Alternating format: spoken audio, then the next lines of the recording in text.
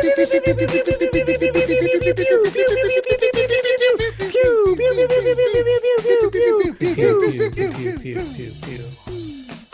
What's happening? Hey guys, it's Gravy Day. Pass the Gravy episode 381. Alex, Pat, and Robert. And I know maybe some of you guys were hoping to get another early episode in the week. Like last week's episode dropped like 24 hours early. But Psych. we're back on our regular schedule, so don't fucking get used to it because it's just regular scheduled shows from now on unless something else happens, and then we'll let you guys know. Or we won't. Yeah. I think some people were surprised. They're like, whoa, it's Tuesday? What happened? I think Stephanie Bao said she was thrown off by the days, so Good. That is the worst. That's what we were when it's hoping like, for. oh, dude, so today's Wednesday. That means tomorrow's Thursday and Friday. Hell, we're just blowing through the weekend. You're like, oh, fuck, it's Tuesday. That's what we did. So that kind of sucks, but whatever. We're just we're back on your normal schedule now, and boy, do we have some things to talk about that have happened in the last week. First off, everybody, don't forget to go out and vote. Your vote matters. All of your votes count. Pat, if they tell you to go home, stay in line. As long as you're in line, you get the opportunity to vote. I have voted 3 times already. See, I've only gotten twice. I've voted 3 times already today, actually. I mean, I voted twice yesterday, 2 times before that, and then every day during early voting. It's like a roller coaster. It's so much fun. You just want to keep getting back in line. It really, that was exactly my thoughts. So, people are like, hey, make sure you go vote. I'm like, I have voted so many times, and I love it. I keep getting stickers. I'm putting the stickers on my wall. It's like when you go to those the places in the mall like they used to do, where it's like, oh, if you go to the pretzel place and you get 8 pretzels, you're gonna get that 9th one free. And I think I get a free vote next time.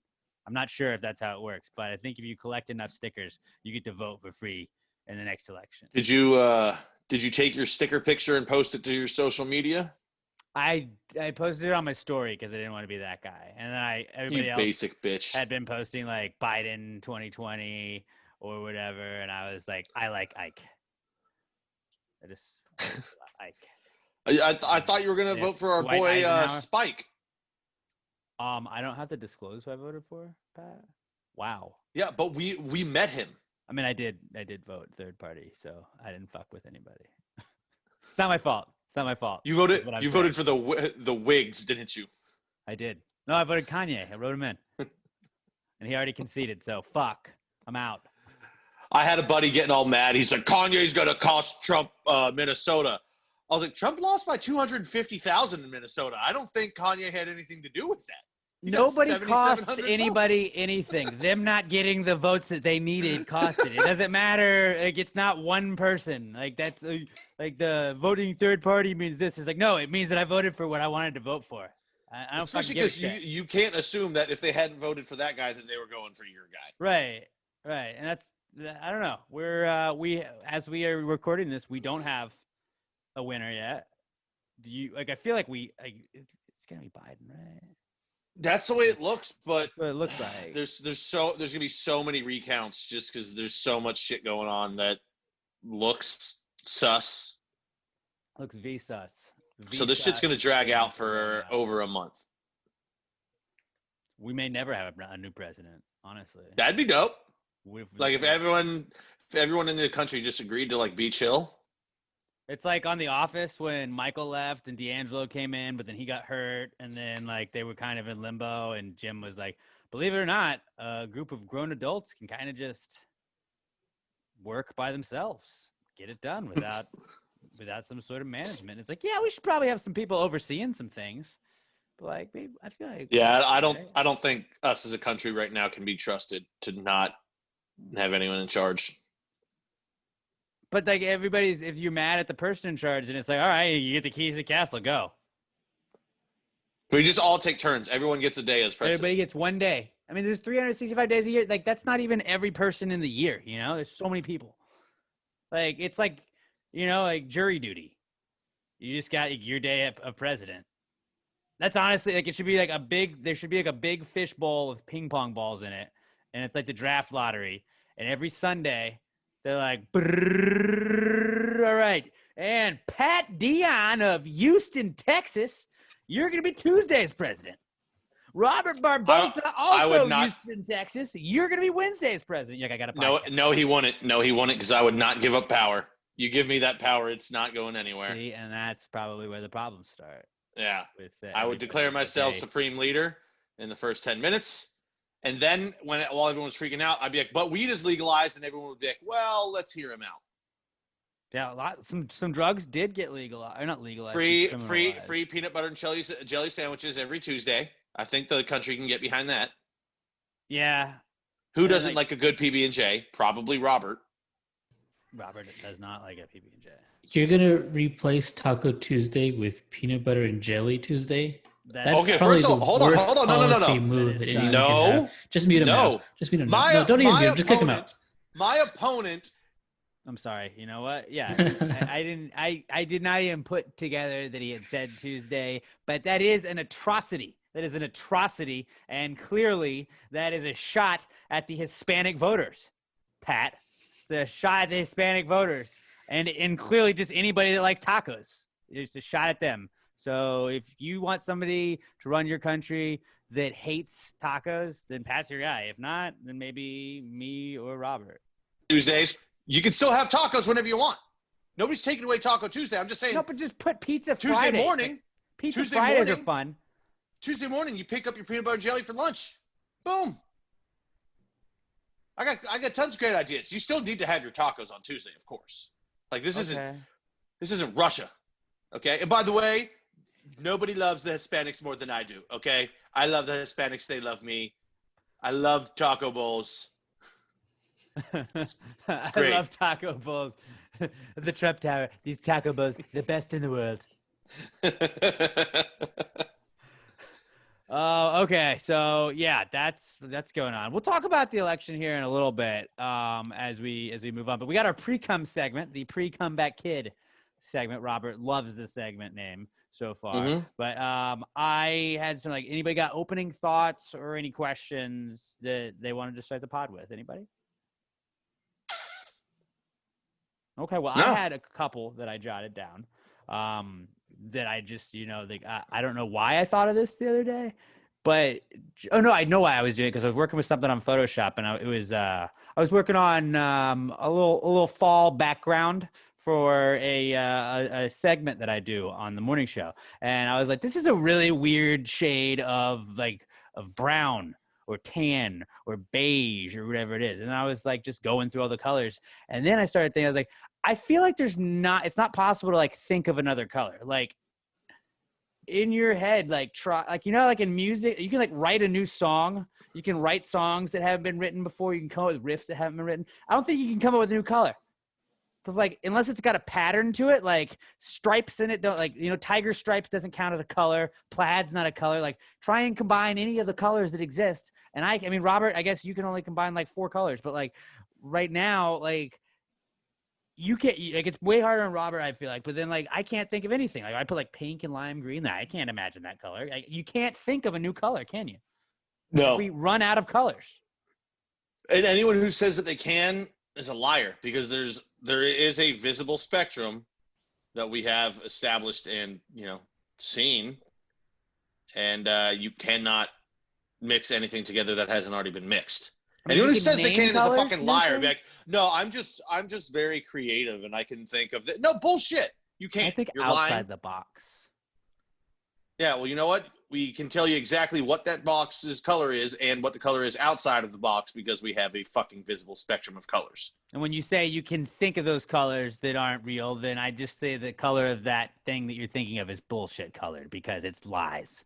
So all you're telling me is lies. It's bullshit colored. And I mean, again, you can come up with crown names. I feel like everybody's got to have a brand, Tickle Me Pink. You have to have Crayola's got that. You have to have your Timbuktu Pink or some shit like that. You can come up with whatever color names you want, but they're all just kind of the same color. So because like Pat said, it's a spectrum. And I just was I wonder if you can. No, you can't. And I thought about it for a good long while. I think they're new colors. Color. I think they're new colors. How? Because the hue lights, on the box it says can make over 1 million colors. So each of those all those colors already exist, though. Yeah, There's not like you can't invent. you can't come up with a new one. But also, it's a million colors because it'll be like, well, we took one green and mixed it with one yellow, and they're like, all right, now we're gonna mix it with 9/10 of a yellow. That's a new color. It's different. It's a new color. It's not the same mixture. That's what they mean by million. That's also a bullshit statement. About you, I think Robert. it's a new color. Robert is on the hue light game, which just, if you don't know what that is, it's like the Wi-Fi lights that just, you can change colors. It's dope. It makes it feel like your like living room's a theater just because you're like, and the lights are blue. This is awesome. I'm watching a Giants game. Ha! Look at who's on brand. I was watching the election results a little bit yesterday. Hey, red and blue lights. Pretty badass, and I'm a patriot. You know what I'm saying? But yeah, Robert's got his keyboard. What? Watching the video version, he's got purple keys right now. No, damn it! I was gonna ask him what color he thought it was. I feel like he would put it in a color he knows. I think right now it's orange. That looks yellow.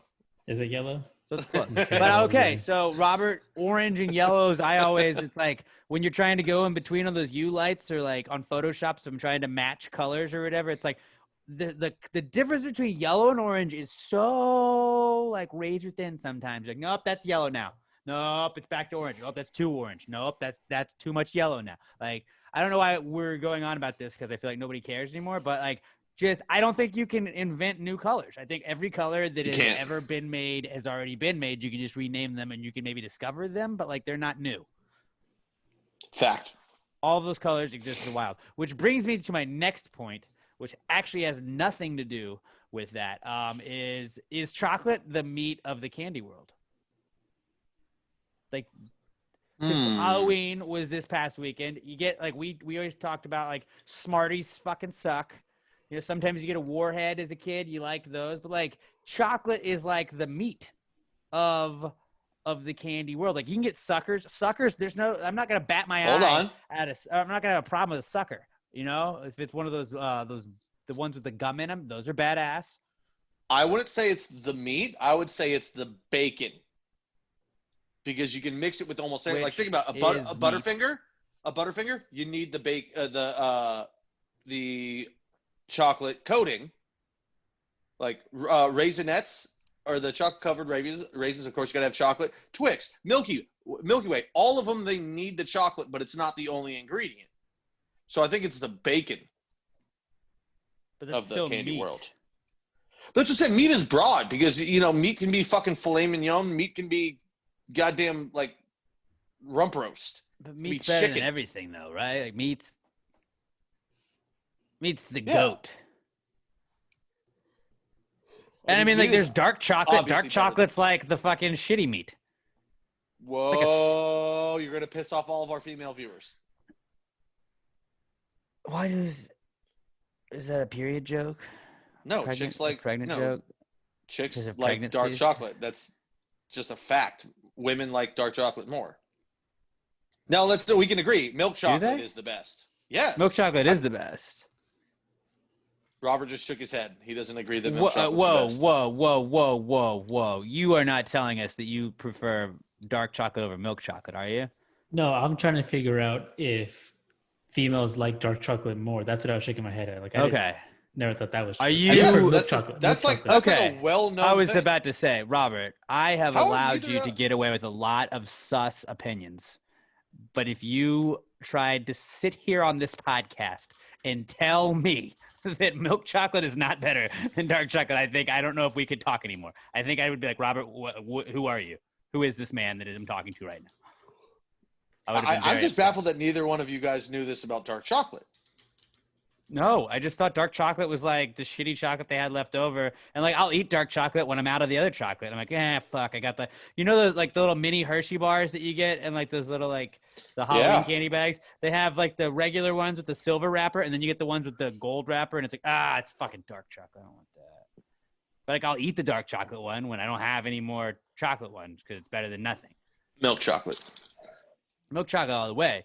But like, chocolate is definitely the meat of the candy world because you can have good chocolate, you can have bad chocolate, but like it's the best. You would rather have like a shitty steak over like just like green beans. But I'm just the thing I'm saying about it is chocolate is in so many candies, it's part of it and not the whole thing. That's why I was saying bacon specifically. Meat isn't a lot of we're things. We're splitting hairs. We are. We really are. You know what we're splitting is little pieces on a Hershey's bar. You know how? Which I never understood. Why do you want me to make smaller Hershey's bars? I don't know. It's like, do I really want 12 little like rectangles or no? I would rather just eat it like a regular. Do you bar. just bite it? You don't split it at all on a Hershey's bar? I mean, unless I'm making some more. That's psycho s'mores. S'mores is what you're. No, you're supposed to break it apart and eat it in smaller pieces like a civilized person, you fucking animal. No, it's like when you eat a fucking like granola bar, do you break it up into pieces? Bar. It's a Hershey's bar. It's a bar. If you take the whole Hershey bar and just bite out of the corner so you're in like 3 different sections, you're a fucking psychopath. Oh, no, you don't do that. Like, you just take a bite and then you just keep biting. It's like on a sandwich. I don't bite 4 corners of the sandwich. So you don't break it up at all? No, I mean Kit Kats you do. Yeah, 2 on a Kit Kat. Yeah, like if you just straight up bite Kit Kats, I hate you. I like to do it sometimes because it bothers Emma, and so I just like all the way across. You should just bite it and then leave it on the counter. Emma will to eat her Kit Kats, like she'll eat like the top part of it, and then she goes like layer by layer, and then she just gets it to where it's like the wafer part of it. And she's very methodical. What? And then like I like inhale mine, and I'm like, wait, how are you still on yours? Give me some. I mean, I'll do that with the Nutter Bars or Nutty Buddies, whatever they're called. I'll split those apart and eat them because that's how it's supposed to be. It makes it last longer. But a Twix she bites across? Not a Twix. That's weird. Kit Kat bar. Or not Kit Kat. Yeah, that's weird. Emma's weird. Tell her I said she's weird. I won't. No, don't say that. Don't say that. Okay, so those are really all that I had. Just some thoughts. And then also just I am obsessed with Among Us. I talked about this with you guys. You guys kind of taught me what the game was. And I downloaded it that night last week. And I play a lot of it now. That's just a thing I do. Like I'll just get sucked into like, oh shit, I just spent 30 minutes playing Among Us. Oh shit, I just spent an hour. Like during election returns, I played like an hour and a half with some of the Gravy Gang yesterday. I just tweeted out, here's the code, let's hop on. And like that was pretty fun. On the Rod Ryan show, if you guys ever noticed that Alex is quiet for half an hour, it's because I don't do it at work. I don't do it at work. I remember when Fortnite came out, and you kept saying that, no, I can't get into Fortnite. I can't get into Fortnite. But I guess you got into Among Us. I did. And Pat, I remember, was like super into Fortnite, and he was like, man, when you win a solo on Fortnite, the rush you get, and like the imposter when you're the murderer. If you guys don't know what Among Us is, it's just a game. It's basically Clue, like a video game of Clue, like we just talked about last week. If you listen to that episode, but like as the imposter, I won like 2 games in a row as the imposter, and I have never like I was like I can probably do anything I want now. Like I peaked. The rush was amazing. Like I get it. It was like when I cursed things and it worked. Like it was like that. But like I had a new power that I just got off on, and I was like, I just want to win as the imposter all the time, and it was great. So just because you get to lie, you get to be like, no, it's not fucking me. It's not fucking me. Holy shit, no, it's not. How dare you accuse me of being a murderer? And then it's like, yeah, I was telling me the whole time. It was great, and Among Us I'm pretty obsessed with. So Gravy Gang, just I'll be tweeting out when I get a little while, like every now and then at night probably. I'll be like, yo, let's hop on some Among Us. You guys can hop in there and we can have a Gravy Gang session. It was pretty fun. I know David Ruiz was there. Then everybody has like their Among Us names, so I didn't really realize everybody's names, but I appreciate you guys all playing. That was cool. Did you know that the developers of Among Us were coming out with the second game like this year, but then Among Us, the first game, just got so popular that they canceled the second one? I saw something like that. They're like, we're focusing on the first one now because Among Us 2, I guess they were working on, which I wonder what it would have been. Just probably more maps. Who knows? Yeah. So yeah, man, that's my new thing that I waste a lot of my time with. It's fun though, and like it's so easy to just get sucked into though, because the games are like 5 minutes max usually, and you're like, all right, well, I can probably do another one. And it's like before bed, you're just like, I'm just gonna sit in bed, I'll just play one game, and it's 4 hours later. I really thought I got it. I really thought I got him, But yeah, Among Us, that's fucking dope. So Gravy Gang, download that, and we should all link up and play. I'm trying to figure out how to stream it. I think I got an idea, but I guess you got to do something on your computer because it's not an Xbox. But Among Us, that's cool too. And now let's get into our Comeback Kids segment, where we tell you guys what is really back in the news, or what we say is back in the news, and that'll start right now. It's the Comeback Kid. The Comeback Kid of the week. The Comeback Kid of the week. Bitch. Our first Comeback Kid this week is that weird period of time between Halloween, spooky season, and Christmas season. You know, like it's like spooky season's over since Halloween's gone, and then like everybody's got like I saw like with the street by where I am, like they have the Christmas like decorations on the light poles and stuff already. Like the town's getting ready for it all. The gallery area is all psyched up for Christmas. But it's like, yo, ever heard of Thanksgiving? But then there is Thanksgiving decor. I know this because I watch football, and it's a cornucopia. Mm-hmm. I know that is a thing. Which is the little like horn-looking basket, and it's usually got pumpkins, squashes, maybe some leaves. Some sort of leaves. Lots of oranges and yellows and browns. Warm colors, yes. Mm-hmm. You know, your fall colors. But like sometimes there's fruit, Autumnus. I think maybe there's some grapes. I would say more of bear, like Apples? a cranberry maybe in there. An apple. Yeah. Yeah. Definitely some cranberries. Yeah, cranberries for sure. But yeah, like so that's basically, you know, they I guess they can't really put out cornucopias on everything. Although they could. They could just put cornucopias on top of all the light posts. Maybe just put a cornucopia on your table and then decorate it according to the next holiday, like we should be doing with our Christmas trees. Really, like if you took your Christmas tree down this year, you really fucked yourself over. I know we couldn't have foreseen the pandemic, but it's like, I'm sure there are people like, fuck, just put it up. It happened in like March, right? And like, you know, there were the people that like left it all January, February. They were like, I'll take it down in March. And like probably the first week of March, there were some people for sure that had just put it up the tree. And they're like, what the fuck, man? I could have made a pandemic tree. I could have done all this. You could have put masks on it as ornaments. Like, you know, I'm just saying, like, there's all kinds of stuff you could have done if you had your year-round tree that we tried to get started a while back ago. But like, yeah, I don't know. It's that weird, awkward season where everybody is ready for Christmas, but Thanksgiving is a fucking awesome holiday. Everybody It's likes the go. that. It's better than Christmas. It's one of the very few holidays that Once you're not a child also anymore, requires football. Yeah, well, yeah, that's why Thanksgiving's great. You get football, you get food, no gifts involved. You don't have to give And any. booze.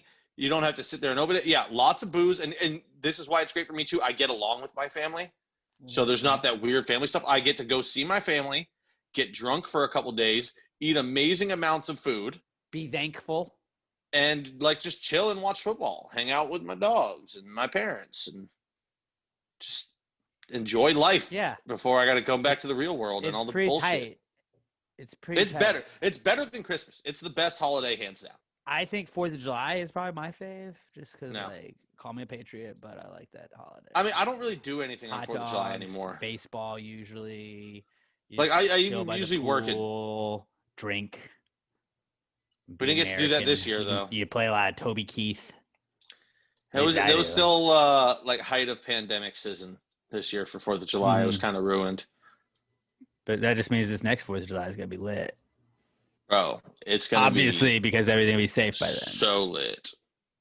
According what to the- doctors Alex and Pat. Oh yeah, we're gonna save everyone. We'll be Oh safe. shit! Oh shit!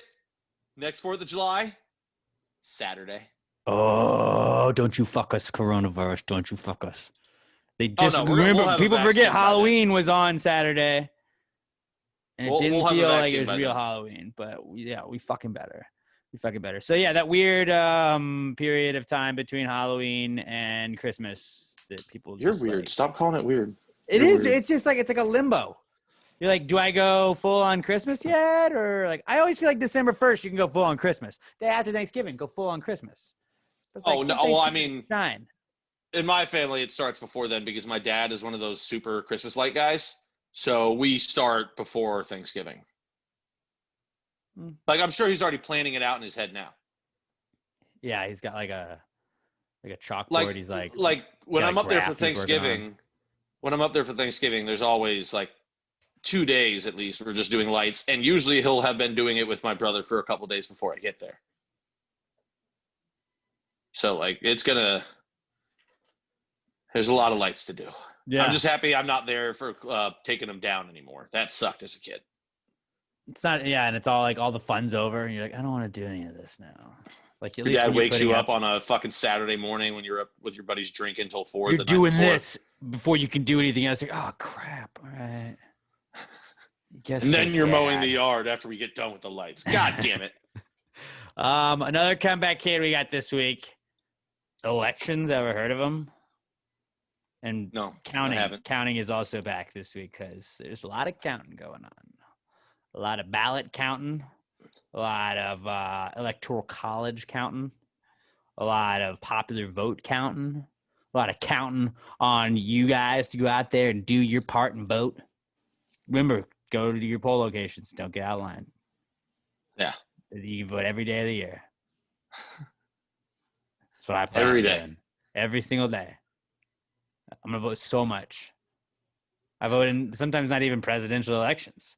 Just if it's a poll I see, I vote. If it's just anything. I'm Oh, yeah, I'd like to vote on this.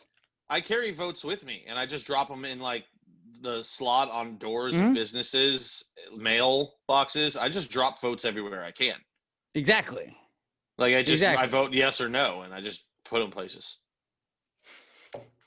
I leave votes for other people too. Like I'll write "Do you like me" on a piece of paper with a yes and a no, and And just it's a hand it to vote. people. That's a vote. Yeah. So voting is important. And I don't want that to get lost in anybody. That we take voting very seriously here on this podcast. All right. And so make sure you get out there and vote, guys. Yeah, elections are back. Then also, this is a big one that I saw a lot. Yes. So there's two variations of this. There's first, it's the, all right, guys, I don't care if you vote for Trump or Biden. Let's all agree that we can still get along this time tomorrow, no matter who wins. And then there's the, I can never, ever, just because you are privileged enough to think that it doesn't matter who wins. That shows a lot. And I could never associate with someone who is A, B, C, D, E, F, G, H, I, J, K element. And it's like, and then there's, yeah, you just fight with that. Oh, And that was a lot of no, fun I to was- see on Twitter yesterday. I was enjoying where you're going with that. Continue. No, that was about what it was. Where it's just me being angry, or just, hey guys, let's not freak the fuck out, regardless of what happens. It's like, it must be easy from your glass tower. You I left me freak on out. such a cliffhanger, though. How am I supposed to know how the alphabet ends? I guess only time will tell. Only time will I tell. thought he was gonna jump into that one song like never ever getting back together. That's what it sounded like. That's what I was hoping for. I should have. Ooh, I should have. I did not. Though. jumped right into some T-Swizzle. But yeah, That's what it is. yeah, it is. Right? Yeah. Yeah. But yeah, that's just I don't know. I don't fucking I mean, I was guy that was on talking about the election. I gave some really fire takes.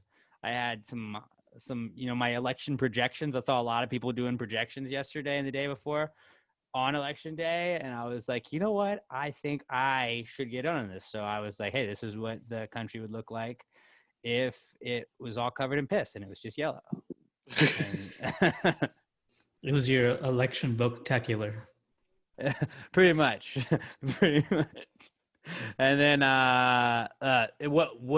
this is what people think, or this is the election projection based on how many people think that, or on whether or not the country thinks that the Giants should have had a pass interference called against them on that 2-point conversion. And it just You said had yes. a lot of election projection maps yesterday. I mean, I was making sure that there were projections going every which way, and I wanted the people to be educated. I think you were addicted to projections for a little I bit, was for like a 4-hour very span. addicted to projections. I was very addicted to it. It was great.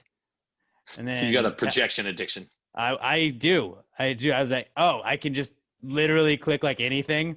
Like because at first, like you go to whatever the website is, the 270towin.com or whatever it is, and you can click red or blue and make the states all that way. And I was like, oh, what if Harambe never died? This is how the country would have reacted. And I could make a smiley face out of the bottom right part of the country. So I was like, haha, look at that. They're smiling.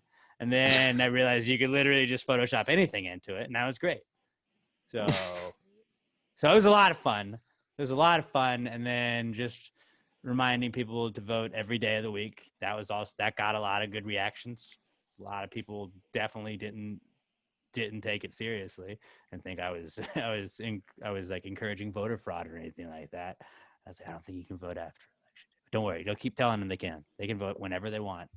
I'm voting for 2024, man. I'm in line early. Excuse me, I'd like to cast my ballot. I don't care if I don't know who's on it. I'll write in my own candidate. I already know. But yeah, elections are back. Well, Kanye already said he's running again, so we know one. That is good. What if Trump loses and then runs again? I mean, it's possible. I don't think that's ever happened, but like you could, right? Didn't like Grover Cleveland do that or something? Well, you like take time off. Like you had to like lose. That'd be like if George H.W. had like lost and then come back and run again. I feel like somebody was like the 18th and 20th president or something like that. That'd be pretty sick. 1820, like you just get like your numbers tatted. Well, like would Trump though be the 45th and then the 45th president? Because no, it'd be 45, 47. Still not new presidents though. It's not, but it's that's more of a order thing than an actual number. That'd be interesting. That would be an interesting. Dan Crenshaw, I want a president with one eye. I want a pirate president. I don't know. But yeah, elections are back. That's what everybody's talking about. And so is counting because they're doing a lot of counting. And it's like Wisconsin and Michigan and Pennsylvania, I think, is what it comes down to, right? Those are my election projections right there. Oh, well, Wisconsin. Some states will determine the election. Wisconsin got called right before we started this. Okay. So it will come down to some states, though. I can confirm that. Our next comeback kid, sort of election related, is Lady Gaga. Now, she is back in the news. And this was wild. Lady Gaga on Saturday was, I guess she's working on her new version of Star is Born. This is like the second part of it, where she was in like a big pickup truck with a beer. Was it all camo she was wearing? She had some fucking giant ass boots on, and she was like, I'm voting for America. And then wasted a whole beer. And then said she was voting for Joe Biden. And privilege of wasting beer. Yeah. You know how many college students would die for that beer? A lot, probably. Mm-hmm. But I don't know. It just, what the fuck was that? It was very cringy. I hated every second of it. And she knew it was going to get made fun of, right? She had to have. It's like what celebrities tend to do that, where they're just so in their own bubble that they don't realize how goofy what they say is sometimes, just because it's yeah, you don't really have problems like everybody else has. But when they did the Imagine cover, where Gail Godot and all of them were, hey, what if we sang this and we fixed the country? Well, there goes all the issues with coronavirus. Just turned itself in. It's over with. But there's a couple times where people do that, where the naked go out and vote people like Sarah Silverman and Mark Ruffalo and them, and it's hey, just chill the fuck out. You're trying too hard. We get it. You're also a pretend person in most of the things I have seen you in. I don't really know what Mark Ruffalo does. I do know that Mark Ruffalo was in Avengers Endgame. He's the Hulk. He plays dress up. Right. It's you pretend to be people. I don't fucking care about and it's I wouldn't expect, I don't expect anybody listening to the podcast to give two shits about my political opinions. You shouldn't. You shouldn't give a shit about my opinion. Or anybody else's. And I shouldn't care about yours. And I don't. It's you do you, I'll do me, whatevs, man. But somebody had shared on Twitter earlier this week, though. It was a clip from from 30 Rock, and it was Jenna Maroney and Tracy Morgan. He was like, "We're the most important people here, are we?" And she was like, "Of course we are. We're actors. Without us, how would people know who to vote for?" I was like, I feel like that is what like Chrissy Teigen thinks it's like up to her to save the country. 100%. Like there's people that legitimately think like, I am gonna save the country by doing this. It's like, yeah, I mean, you can tweet all you want. Like, you're not like Mark Ruffalo. You play a superhero. You're not a real life superhero though, man.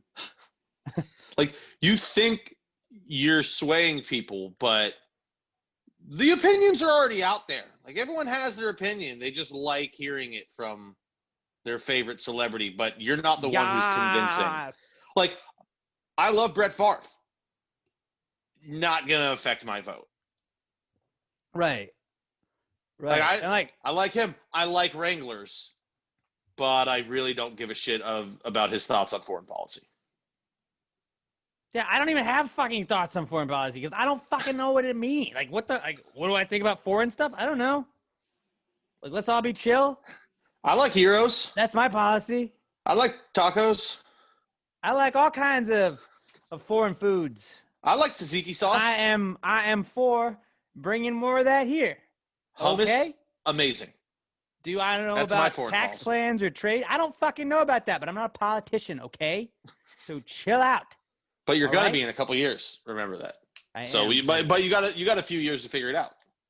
Well, Meryl Streep, like I know Meryl Streep gets like a lot of love, and I apologize if you're a huge Meryl Streep stan or whatever, but I fucking can't stand Meryl Streep because she's so full of herself. When she gets up, it's like one of those award ceremonies. She was like, "We are the brave ones that do this." It's like, bitch, you pretend to be people for a living. Shut up. Well, you got to think about it in these terms too. For her, most of these actors that we're talking about that don't know how to shut the fuck up, they've been famous and getting like people just sticking their nose up their asshole for 10 years. Meryl Streep has had 60 years of people sucking up to her and never telling her she's had a bad thought for 60 years. So she full on believes that like she's the most important person in the world.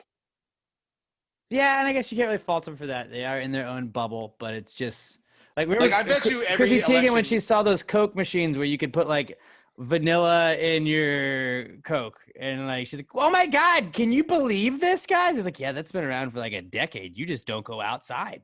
Yeah, you've got a private movie theater in your home. We don't have that. So yeah, it was. I don't know. I just don't give a fuck about what the celebs are telling me to think. It's like everybody's allowed their opinion, so whatever. And if Lady Gaga makes you feel better because Lady Gaga wants your candidate, then that's cool. But like, I am certainly not like I always want to know the guy that's like, you know what, I am voting for Biden.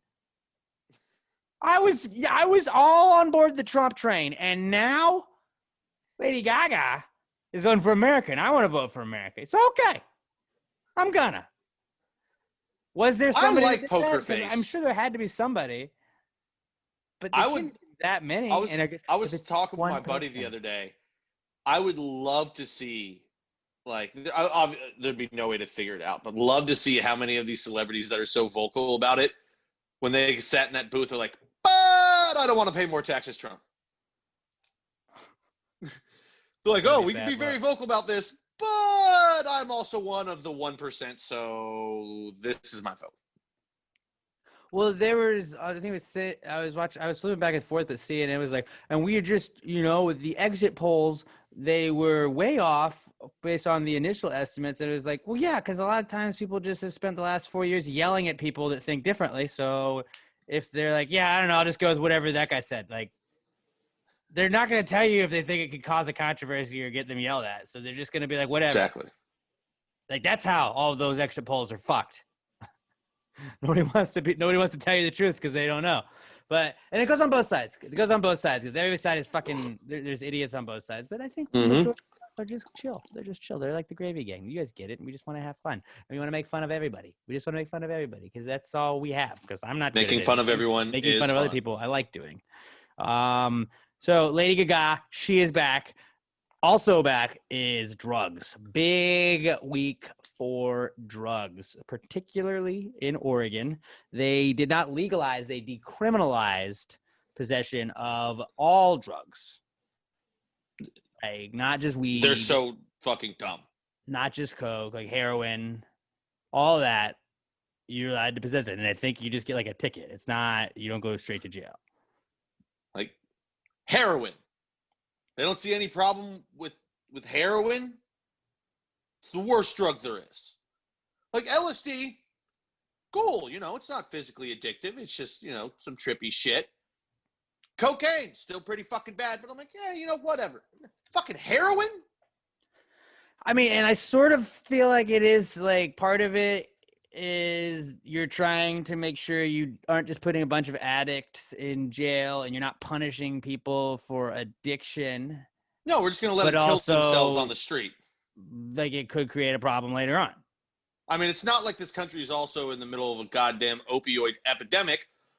Let's make it easier. No. No. You can only go through one thing at a time. It's a pandemic. Oh no, we're multi-emic right now. No, just one. We're just pandemic. Bidemic, I guess, if we have multiple. Yeah, but we're bidemic. Bidemic. Because there's only two. But polydemic. Like Jesus Christ. Like Oregon, you're fucking nuts.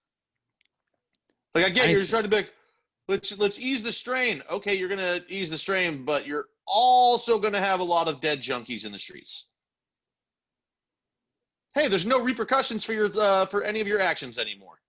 I mean, Seems it's just I feel like you could still get in trouble for it. There's still repercussions. It's just you're not gonna get hauled off to jail for it. Oh, here's a ticket for that heroin you're shooting up in the middle of the street. Maybe there's guys that just want to go do a little heroin in their house. And, like, you can go buy your heroin from your heroin guy and go drive across town back to your house with your heroin and do whatever you want because you're a free American in your home. But it's probably going to trickle out to the streets at some point. Yeah, here's my question. If a cop comes across some dude who just injected and is laying there in the street, do you just write the ticket and, like, lay it on top of them and hope they see it and it doesn't blow away when they wake up from their... This is a good point. I think you have to have clothespins. I don't even know. You trip? It's clothespins. Like, remember in school, when, like, in elementary, when you'd get in trouble and your mom, like, you'd have, like, a note. I don't know. I was a bad boy in class. No big deal. But, like, I would have notes pinned to me so I couldn't, like, just take them out of my bag and throw them away. And I don't know why I thought that if they were pinned to me, I couldn't also just take that off and throw it away. But for some reason, that mind trick worked. So I would go with the pinned note about what I did in class and then get in trouble when I got home. But maybe that's what you do. Like, hey, FYI, you got a ticket. Please stop heroining in our streets. Stop heroining. They're hair losing is what they're doing, Alex. You're not being a hair winner. You're being a hair loser. All right, buddy? Now, when I was growing up, we had winners and we had losers. And I don't know what this heroin is. But if you want to hero lose at life, it's that way with the needle. I know there. This is your dare officer. I know there are people that do recreational heroin and have jobs and shit like that. But we can all agree that's a very small percentage of heroin users, right? I would think so. I've never known a heroin user. But, like, I also feel like, how do you do both? How do you have a normal life and also just casually dabble in heroin? Some people have a beer. Some people shoot up. These are not equal things. I mean, to some people they are. And it's like, who are we to judge? I'm not here to do that. Just, it was a big deal that all drugs are decriminalized. Again, not legal, but decriminalized. So, like, I don't know, does that cut down on, like, sales of drugs? Because I feel like it's still illegal it's supposed to just sell it. It's like, supposed to ease the burden on the court system. But that makes sense. You're dealing with a heroin junkie here. What if they don't pay their ticket? Boom, you're right into the legal system. They get one more step, I guess. Which they're probably not going to pay their ticket because all their money is going towards heroin. Assuming we don't have responsible heroin. It is the most addictive drug there is. I mean, I have never done it again, but, like, on Taken, that's what they gave all the girls to, like, get them all fucked up, and then they were addicted to it. Pretty sure life is the most addicting drug, Pat. Life. No, is. oxygen. Boom. Fuck you. Which is life. I don't know. No. I would say the most addictive drug might be winning at Among Us as the imposter, because that I would pay big bucks for that feeling again. That was great. The most addicting drug is the feeling you get when you see a kid fall off of a bike.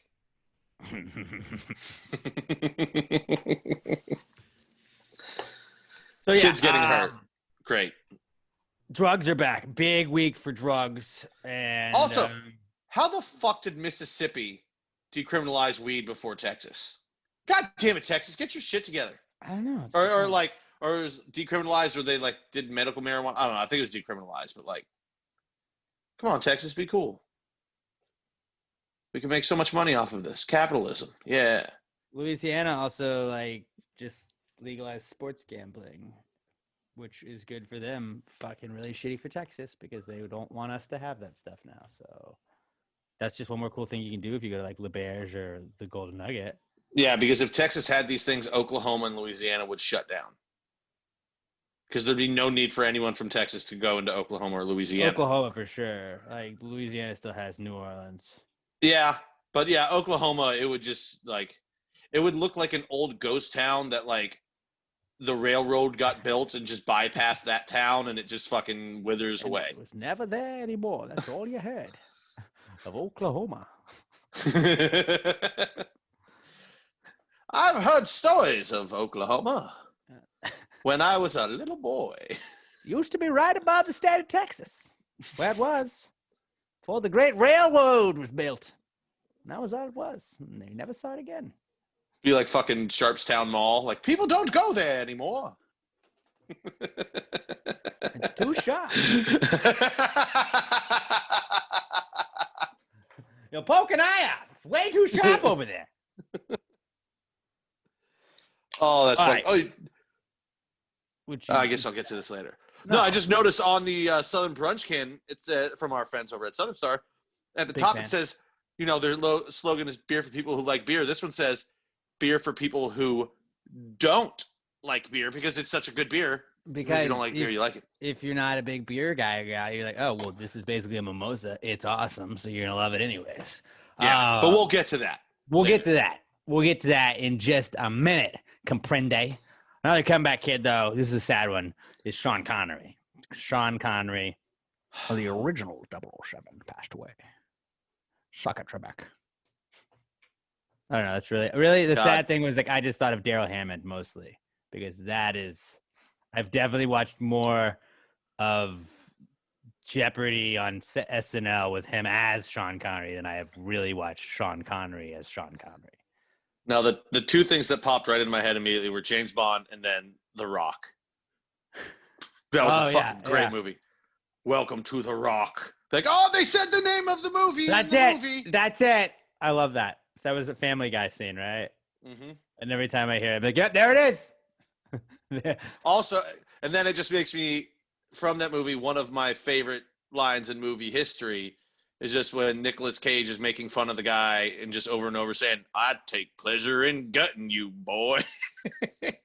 If you haven't seen the movie, it makes no fucking sense, but it's the funniest fucking line in movie history, and it was not intended to be funny. Yeah, Sean Connery's gone. The OG 007. Robert, your 007 is nobody because you don't watch 007, do you? I have never seen a James Bond movie. But Sean Connery's your favorite one, right? No, honestly, the only way I know him is of that voice that Alex does. Suck at Trebek. That's not what your mother said last night. But Sean Connery was your favorite James Bond, right? Mm-mm. He's a little before my time. Yeah, but he was your favorite one, right? Just say he's your favorite. No, we can I move don't on. think so. Just say he's your favorite. Pierce Brosnan. No, I was Daniel just trying to get Bobby to say it so I could say he was in favor of hitting women. Oh, okay. You'll rope a dope there. Yeah. Old James Bond Gotcha, loved to journalism. slap women when they got hysterical. Bobby's on to you though. Bobby's on to you, and you already got burned on that one. So now you're not gonna get him again. But my 007, I feel like we've talked about this fairly recently. Mine was always Pierce Brosnan, just because of GoldenEye, the video game. Pierce was great. I mean, I know he wasn't the best. Sean Connery was obviously the best, but like that was when Yeah. I grew up. That was 007 then, and Daniel Craig always was just like I never really watched him with him. Timothy Dalton. The best one was George Lazenby. George Lazenby. The only person to get one Bond film and everyone go, get the fuck out of our franchise. I don't remember him, but yeah, that's a fucking terrible name. Yeah. He was a model. Lazenby. And the producer was like, you look like you could be James Bond. He's like, I've never acted. He was like, I don't care. You're James Bond. We'll figure it out, dude. Then the movie came out and they were like, Make it we should not have done that. Oops, that acting thing. Maybe there's something to it. So Sean Connery is another comeback kid, and really I only got one more for us this week. It's Crawfish, because the Crawfish streak, I feel like I haven't updated you guys in a week. It's at 41 weeks. Crushing it, and like I am 11 weeks away from a full calendar year of Crawfish eating. So this record's mine. The record book is mine. Like it's not gonna get touched. I'm going to probably 100, at least 69, But it's gonna, people are gonna talk about this for years to come. Years. They're like, I remember back in my day, there was a pandemic, and that Alex Middleton on Pass the Gravy, he had crawfish every single week. Never seen it before or since. It was quite a feat. That's why there's no more crawfish left in the world. Alex ate them all. They're extinct. Bro, if you eat all the crawfish, I'm going to be so pissed. I mean, everybody's got the opportunity that I have. Everybody's got the same opportunities I have. If you look for people are like, dude, how are you able to get, like, who do you know? Man, they sell them. You just gotta look in the right place. And by right place, I mean DoorDash. DoorDash has plenty of places with crawfish. I've been changing them up. But I did, though, I think it was Crawfish Cafe. I wrote it down. But it was, I've been there before this year. But, it's like not prime crawfish season. So the crawfish aren't as like good as they had. It was Crawfish Cafe, but like this was, I graded it a 6.8 of 10, which a 10's hard to come by. A 9 is really hard to come by. I think the highest one I have is a 7.9 so far this season, this year since it's past this season. But like a 6.8 on a fucking, November Sunday. That's pretty fucking impressive. For November crawfish. So I was pretty impressed with Crawfish Cafe. If y'all are still looking for some crawdads. But before we know it, in 10 weeks, the season will be right back. That's another reason to go to Louisiana. Or Texas. Texas has a bunch of really good crawfish. I'm gonna try and go out to all the places now, like since things are opening back up and it's not as frowned upon during the pandemic as it originally was. And that kind of fucked up my list last time. I'm gonna try and go out to all the places and like try it there, because getting them delivered, you get it's steaming in the boxes that's coming to you and all that stuff. It's not as like fresh as if you got it. Mm-hmm. We'll keep those rankings going, and I'm gonna find the best crawfish in town for sure. But yeah, Crawfish, a comeback kid, to wrap things up on this comeback kid segment. Let's move into our What Would Jesus Do segment that maybe needs you guys to like keep giving it some life. I told you guys we were going to do this until y'all stopped sending in scenarios. Basically, if you ever wore one of those What Would Jesus Do bracelets, they never told you what he would do. It was just said WWJD on it. And so we'll tell you the answers to that. You just throw Jesus in a modern time, like in today, in 2020, give us a situation he'd find himself in today, and we will tell you how he would handle it. It's basically like we're either a visual or a vocal What Would Jesus Do bracelet for you. Is what we turn into in this segment. But hashtag PTGWWJD to @PassTheGradyPod. I'm at Alex J. Middleton. Pat's at not Pat Deanna. Robert is at Robert Barbosa03. Hashtag PTGWWJD. Guys, I need you guys to send me in some. We're running very, very low. And when we run out of these, this segment's just gone. It's gone like the wind. So hashtag PTGWWJD at @PassTheGradyPod. And this is the What Would Jesus Do segment the intro from our good buddy Jingle Blake Wonder. Jesus, what would Jesus do? Jesus, what would Jesus do? Put him in a situation in a modern time. If you wrote this jingle, do you think he'd make it rhyme? So think about this crazy world in which we live today, and how would Jesus handle it in any given way? This week's What Would Jesus Do comes to us from our good buddy Fernando Ramon at Only Big Fern on Twitter. Fernando says, what jersey number would JC wear in any sport? I think it'd be 7, right? Because like 6 was the devil's number, so like wasn't 7 supposed to be the Lord's number? Or am I just making up that 7 part of it? You might be making it up. Thought I heard that somewhere as a kid, but it could have been Seven's another kid also a making good it up. one Seventh heaven. because it kind of looks like a cross. That's true. It's just one-upping Satan too, because like I said, 6 is the devil's number. No, really, a 9 would be the opposite of the devil's number. Well, he's not trying to be the opposite. He's just trying to one-up it. Right, but like sort of Jesus is the opposite of the devil, right? Yeah, but if he gets hit and he's upside down, oh wait, no, it's still a 9. It's still a 9. Yeah. I mean, because it's not going to flip. It's just going to rotate and upside down. I don't know. I think I got where you're going with that. I realized it halfway through that I was still wrong. No, I'm not sure you're entirely wrong though. I am though. But probably. But I'm still, just yeah. dumb. But if you're I was upside buying down, into it. if you're upside down, it's a 6. See, sometimes Pat will convince me because we both have dumb brains, and Pat has a dumb idea, and he's like, "We're gonna go down this wormhole," and I'm like, "I'm in. Let's go." I don't know. I was up, okay. My brain gave up on that part way through. I'm glad you like, caught dude, that because we would have just gone right into that, and then, let's talk. I'm going. Let's talk deeper about this. I'm going with 7. I was like, is he one? Like he could be 1 or 2. I was gonna say he could be 2. 2 because he's son of God. Son of God. He's number 2. He's right hand man. 2 would be good. Plus, he doesn't want to be number 1. You know, he don't want that attention. Or is he like, one hey, because God sent his one and only son? Well, I think he'd be like, I'm 2 because you guys remember who 1 is. Right. Or would it be 316?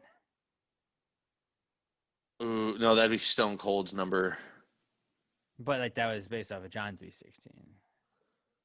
Yeah, Actually, but no, it's that'd be John's number. but it's Stone Cold's number now. Is it? Yeah, Stone like Over the Bible? Is there Yeah. triple digits on jerseys? there Not eventually really. there will be. At one point there will be. I don't Because think so. eventually we're gonna run out of numbers that got retired. I just think teams won't do that anymore. I mean the Yankees have like what, 16 numbers that are retired? It's gonna take a couple hundred years, but eventually we'll get there.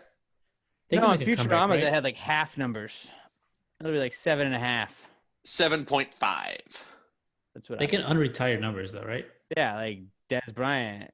And then he had Michael Irvin's number, and then CeeDee Lamb, I think, is 88 too. Well, but that was permission. Like you can't get Babe Ruth's permission to wear his number. But Or the Mickey Yankees Mantle. could just be like, well, here's number 3. Sorry, we ran out of numbers. Or they could just be like, here's number 103. Like, it's not hard to add a 1 onto jerseys. You know what does bug me is that I think the NBA does it. And I want to say the NHL started doing it now where you can have 0 and 00 on the same team. And it's like, Yeah. what the fuck, man? Like 0 is also 00. Okay? Like 6 is really 0000006 if you depending on how many numbers you want to put on the jersey. Like 00 is just also 0. I like it, though. It's, Do you it's think not that's a the different solution number. then? That's what they'll do? Instead of 6, it'll be 06? No, because it's Yeah, still because you can 6. get away with it a little bit further. You can get like 06. The Yankees, because I think all the Yankees numbers, I feel like 1 through 10, besides 1 maybe is retired, and like I'm it'd be pretty sure funny if it 1's was- retired. No, besides 1 of the single digit. Oh. Is I it? think 6 is, but I think it might be Tory. Maybe it's like 8 or 9. 9 doesn't seem right. 9 Eight feels was like it's retired. Garrick. 8 or 9 was Garrick. 7 was Garrick. I don't know. You 7 Googling was this for us, Mantle. Bobby? 7 was Mantle. 7 was Mickey Mantle. Yeah. Joe DiMaggio was 4 was, because Ruth was 3. 3 was Ruth. Wasn't 2 9? little Is guy? 9 available? This is the dumbest Yogi shit we've ever Berra. talked Yogi about. Berra is a He was single 2, digit. isn't he? He's 2, I think. That's what I'm saying. The little guy. Robert, what's taking so long?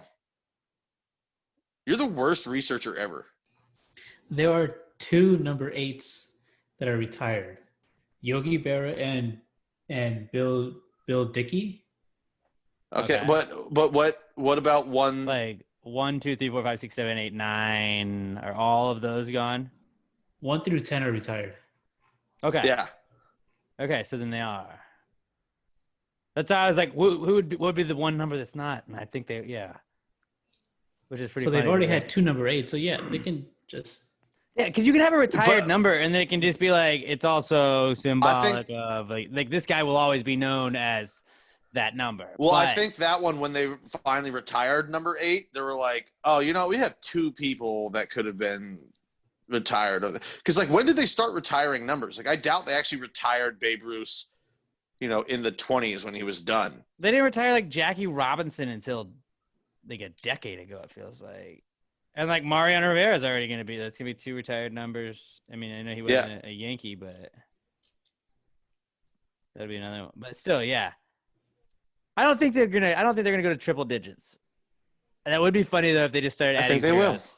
Because I like if as 0, soon as 1 triple available digits, for the Yankees. 0, 2 available for the Yankees. as soon as triple digits were allowed, I'd be like immediately. I call 007.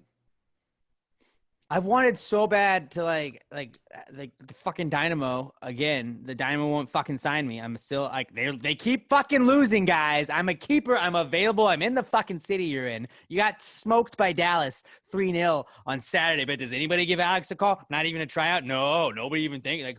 I'm pretty sure I can give up 3 goals against Dallas if you want me to. Like I can do that. What can I stop? Maybe we take a look at that, huh? We have me in there, but I've always wanted to like do something with the Dynamo or one of the teams. I feel like the Dynamo would be the most likely, but like then get them to give me one of the jerseys that just has like 945 on the back of it. That'd be cool. Like, That'd would be really tight. cool. Maybe we can work this out with the Sugarland Skeeters if the Dynamo won't. Any team. I will unless it is affiliated with Dallas or Philadelphia, in which case I will absolutely not do that. Or I would say I would do it. I would walk up there and then I would wipe my ass with said jersey, and then I'd say, fuck y'all, and I would leave. I probably just wouldn't show up. But I would do it for any non-Dallas or Philadelphia team. So if you're a team listening. What about DC? I can do DC. You would do the Washington football team? Washington football team, yeah. I don't have the hatred for them like I have for the Eagles and the Cowboys. Okay. So, I'm going to stick with number 7 for Jesus. I think 2. I think you need 2. What do you think, Robert? I think 2. Okay, You 2 too, it because is. also you were walking on the beach. No, we're not. You No, saw 2 no, sets I of hate that. footsteps. No. And then No. at one point there was just 1 set of footsteps, and you were like, "Why was there 1 set of footsteps when there were 2?" And it was because when you needed, I stopped walking. Carried you. I changed my answer to 7. There were 7. There were 7 sets of footprints actually, and then it was just down to 1. See, you And that was ruined what it it with was. that bullshit story. Hashtag PTGWWJD at Pass Grade Pod. We need more scenarios, guys. Hit us up, or else this segment could be in danger of going away. Let's move on to the PTG Picks segment. We'll talk a little football as well in that, as well as just giving you our picks, I mean. But before we do that, let's tell you that our PTG Picks segment is brought to you by our best buddies at Southern Star Brewing Company. Did you guys know that Saturday, December 19th, you ever heard of you got any plans? Because I'm pretty sure there's a Christmas Spooktacular going down at Southern Star Brewing Company. On our copy, it says December 5th. December 5th? That's what it says here. It's not. You wrote December 5th. I'm looking at it. I fucked it up. Well, I fucked it up. It's December 19th. Okay, good. It's whatever that Saturday is. Saturday, December 19th, not the 5th. Okay, Saturday, December 19th at Southern Star Brewing Company, 3525 North Fraser Street in Conroe. We have a socially distanced Pass the Gravy 7th annual Christmas spooktacular. Pat and I are going to be there doing the live show with the Christmas movie bracket. We have 3 live bands there. We got Winston Cook, who played at last year's Christmas Spooktacular. We got the guys from High Dive that were on one of the pandemic episodes. They are fucking kick-ass. Kyle's been running sound for us up at our live events forever, and he fucking can wail as well. And they fucking are putting out some awesome stuff too. So go check out High Dive. And then we also have Dizzy Moore, which is Ian, his side project from Hold On Hollywood. Shout out to Ian and Hold On Hollywood. They played at Teresa's Halloween bash party. It was like an online Halloween bash, and Hold On Hollywood did it remotely, but Ian was rocking our Pastronaut Pass the Gravy shirt for us. So love you, Ian. Ian's fucking awesome, and real recognized real, clearly. And that's why we love Hold On Hollywood and Dizzy Moore. But we're looking forward to December 19th up at Southern Star. I will be up at Southern Star not this weekend, but next weekend, November 14th. I will be judging at the Texas Custom Knife Show. I think we might have Jake Sewell on from Brave Hawk Forge. He's running the whole Texas Custom Knife Show. We might have him on for a little bit, just a quick interview and kind of tell you guys about what's going on next weekend on next week's episode. So I'm trying to work that out with Jacob, but that's a lot of fun. Like last year I went up there, like I know nothing about knives going into this, and he was like, do you want to judge a knife contest? And I was like, absolutely. Am I a man in America? And you're talking about weaponry, I'm in. That's all. Say no more. And at Southern Star, absolutely. I did also make sure that I didn't drink until I had 1 beer while I was judging, because I figured chopping things with sharp objects drunk was probably not a good idea. So I was responsible. Not the best one, no. But it was awesome, and they gave everybody competed in it a railroad spike, and they had to turn the railroad spike into a knife.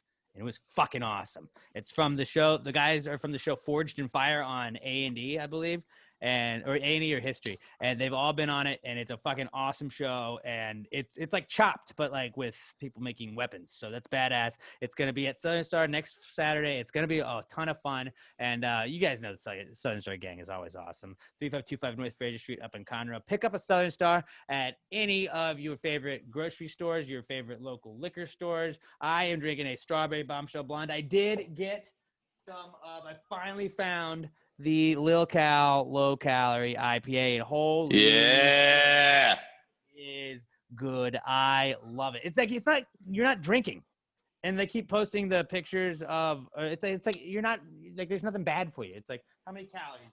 What 100. 100 calories, 3.2 grams of carbs. What? Like they keep posting stuff on their Instagram where it's like at Southern Star Brewing Co.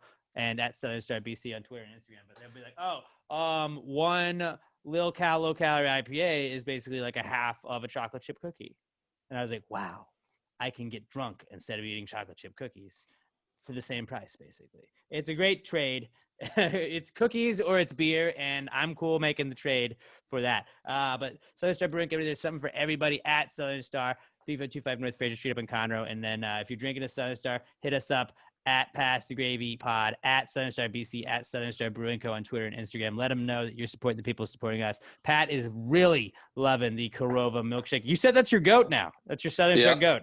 I Wow. love it. And I stopped by the store today. They didn't have any. I'm getting scared that I might have had my last one already. If you guys see it, buy it, because it's limited time. Once it's gone, it's gone. I'm still looking I'm gonna have to try and find some more. You know, I think when we're done here, I got another stop or another place where I think I can find it. So if I find some, I'll pick you up one too, Alex. All right, and if not, maybe I can get some up at the brewery next weekend. That's probably also Shout better. Out also to our buddy Keith, Pass the Gravy's Gravy Award winner for Man of the Year. Happy belated birthday, my friend. We love you, buddy. And, love you, buddy. Keith fucking, I think he got a shout out from Ted Cruz on his birthday. Like, dude's fucking big. Dude's what? Big. Yeah, like we're just hanging out with like a guy that hangs out with Ted Cruz sometimes. Ted Cruz shouts him out for his birthday. And then he was hanging out with the Libertarian candidates a couple weeks ago. I think he was by Dan Crenshaw also. Like, dude fucking he's big people. He's big people. And he blesses us idiots with his presence. So like, we're amongst legends with Keith and the Southern Star Gang, and I can't wait to get up there for the Christmas Spooktacular, but also November 14th next Saturday for the Texas Custom Knife Show. All right, guys, let's get into the PTG Picks segment where Pat and I pick 3 games for you against the spread or over-unders every single week, all NFL season. And last week we didn't do great. We haven't been doing great for a couple weeks, man. Yeah, I am very upset with I feel like I got fucked by the Chargers. I had the Chargers. The Chargers were sitting pretty, and the Chargers just shit the bed. I had to give up 1 point, and I thought it was easy. No, but they didn't work out. But whatever, I'm not making excuses, just that's how it happened. Both Pat and I went 1-2 on the week. On the year, we are 13-10-1 is what my record is. Pat is 13-11 because I got the tie. And I guess, was it worst goes first? I don't know. How do we do it? Did you go first last time? I think so. Okay, I'll go first now. Maybe we'll shake it up. We'll go 6-0 now. But first off, fuck these lines this week. I absolutely hate this week's lines. There were not that many lines at all that I thought were good. But I am going to start off with, I was going to say it might be my lock. It's definitely, I have 2 that I like, and then I have 1 that I had to pick a third, and I'm really not happy with it. But Seattle -2.5 over the Bills. Seattle, I think, is like 9-0 in their last East Coast games. Buffalo finally got over the hump against the Patriots.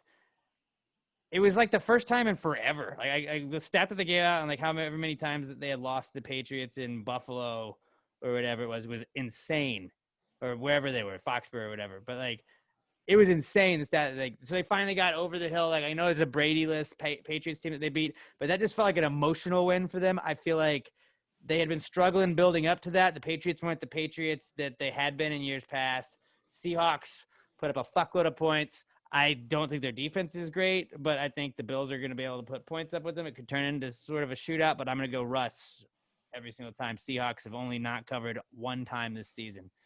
So I'm going to go Seahawks, given the 2.5 points over the Bills. My next pick, I'm going to go Ravens, -2.5. They lost the Steelers. I correctly predicted that. They don't have Marlon Humphreys. They don't have Mark Ingram probably. I think J.K. Dobbins has a game. Indy looks good defensively. I just feel like Phillip Rivers can fuck up. Jonathan Taylor might not play that much. And it's still just like, who the fuck do they throw the ball to? Like T.Y. Hilton, Mo Alley Cox. Like, they just have a bunch of Doyle. Jack Doyle. They have 97 tight ends on the Colts. They do. I nobody gives a fuck about my fantasy team, but I had to pick up a tight end, and like I just was looking at 35 Colts on like the waiver wire. Like, who? I don't know this guy. Like, Jack Doyle's one, Mo Alley Cox is the other guy. They had, I can't even remember the other fucking guy's name. But yeah.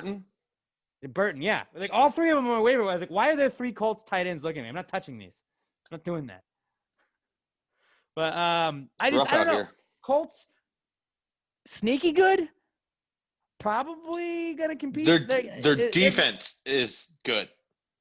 With 7 teams getting in, I think the Colts get in as a wild card. Titans probably win the division. I think the Colts can get in as a wild card. Ravens are a playoff team too, though. I think the Ravens had the bounce back game. That's just literally, that's my logic right there. 2.5 points. I'm cool giving 2.5 points to the Colts. I could see the Colts winning this, but I feel like Lamar's got to have a bounce back game. Where's Lamar been this season? Like, he's had a couple big runs, but like week 1 against the Browns, was it? That was their, like, when they lit the Browns up. Like, that was basically their best game. I think defensive coordinators, they just, they got some tape on them, so they've learned how to kind of keep him in Lamar his spot for the most part. The offense. Well, I mean, it is, but it's one that works, and they still run it effectively, but it's just not. It's not as many. They weren't. Like, they were able to making rely it on handed that. off. They can't rely on that. They can't rely on that anymore. And that that's what got them through last season to the playoffs, and then they got fucking stopped by that. But like, I just think that I think it'll be closer. than I would have initially thought. Just looking at like if you just gave me Baltimore against Colts, I would have probably said like Baltimore wins like 31-20 or something like that. I think Yeah. it's closer to that than that, but I think I'll give the 2.5 and take the Ravens, just hoping this is a bounce back game. I'm just throwing shit at the wall right now. I fucking hate these lines this week. I was gonna go with an over, but like I think I'm like 0-5 in overs on this segment, so I was just not gonna try it. Not this season. I haven't touched them because I don't want to lose.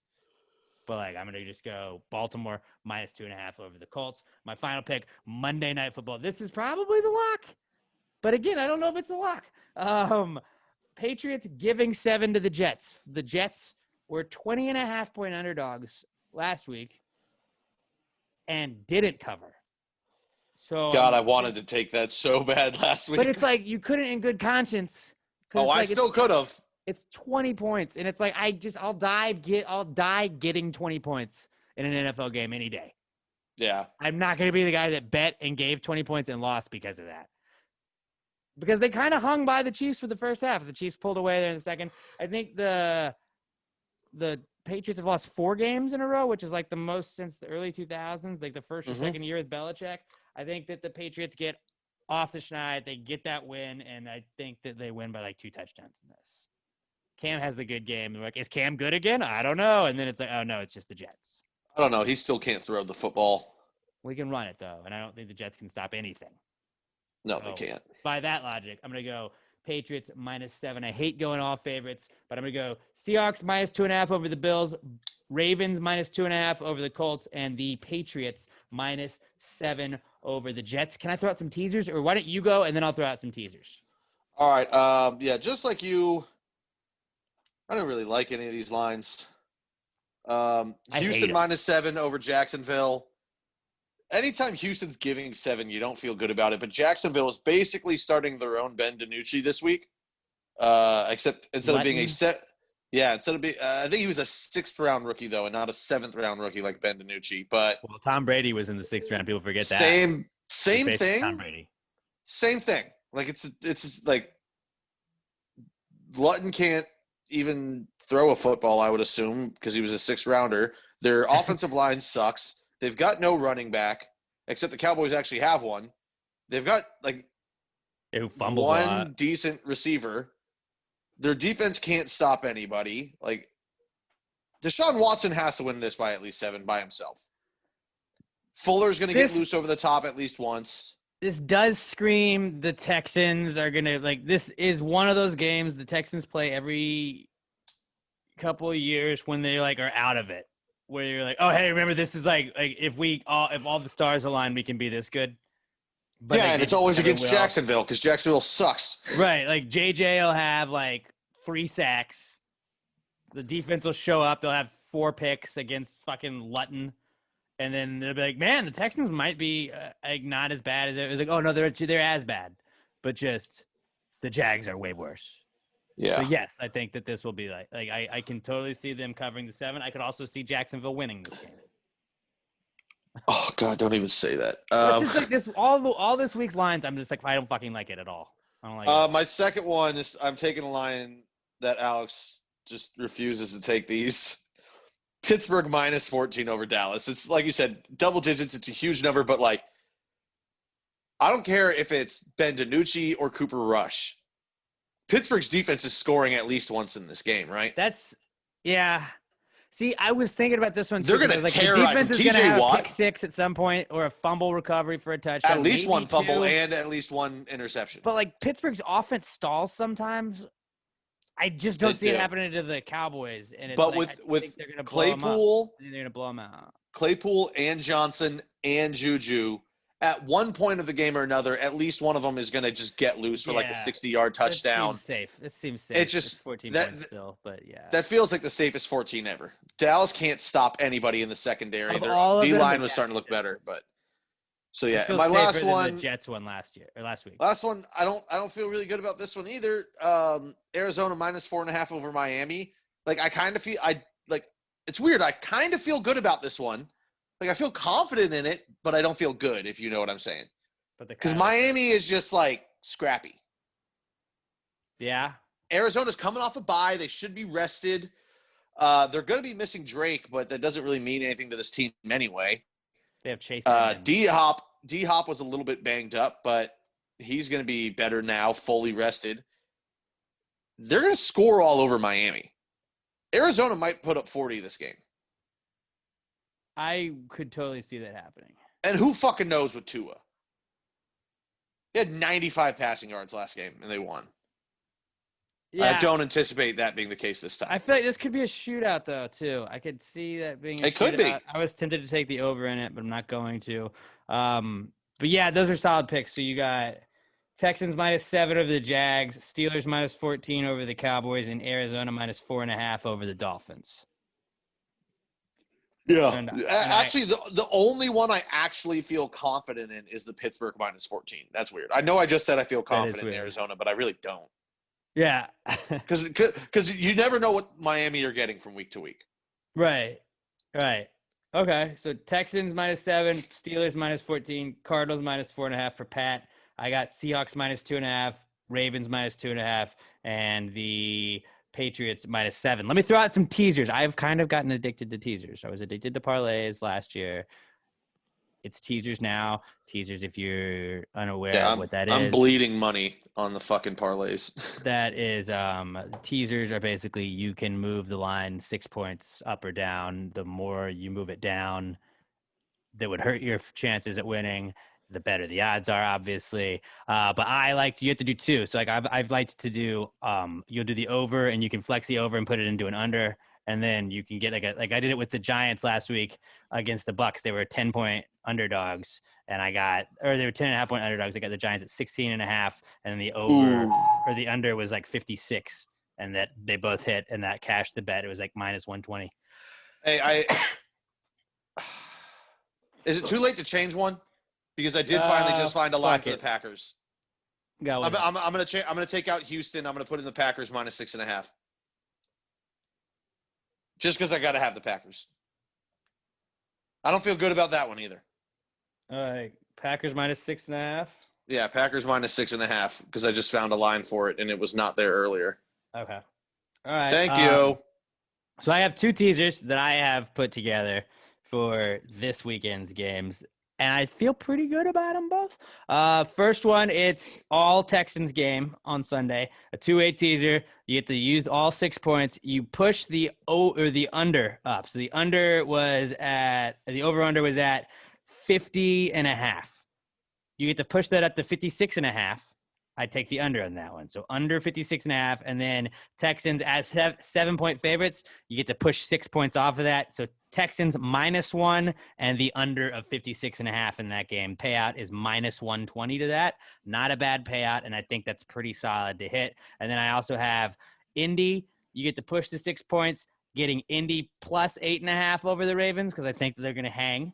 And then I got the Giants +9 from a +3 over the Washington football team. So Colts +8.5 and Giants +9. Again, that's a -120 payout on that. And then the 2-8 teaser for the Texans under 56.5 and Texans -1. If you want to fuck around with a couple teasers, I think those are some pretty easy money ones.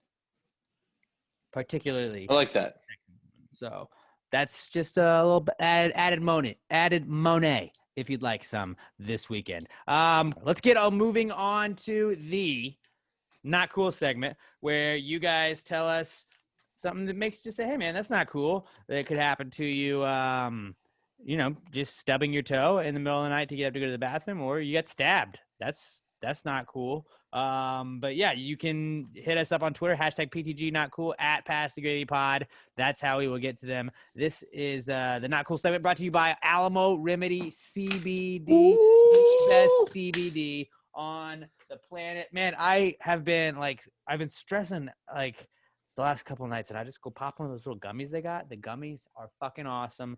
They just chill you out. You don't feel weird or anything. You just feel relaxed. Pat likes the cucumber melon lotion. I've been rubbing up.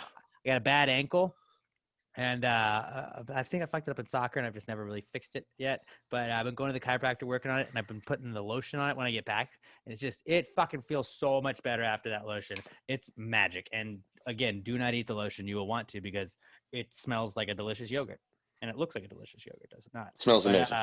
If you go to almoremedy.com, use our promo code PTG at checkout, you're going to get 10% off of your order. They got the CBD gummies, the lotion, the tincture oil that you put under the tongue in those little drops. They got the capsules, and they also have the hemp flower. It's not weed. It looks like weed. You can smoke it. You can cook it. You can do with it what you'd like. It won't give you the foggy headedness. You're not going to be awkward in public like you would be if you smoked anything else. You're going to be able to just chill and, it just kind of relaxes you. It's like the gummies. It just kind of like lets you have a good time. You're not going to be stressed out. If you were stressed, maybe you're like election stress is very big right now. Pop a little gummy. You're good.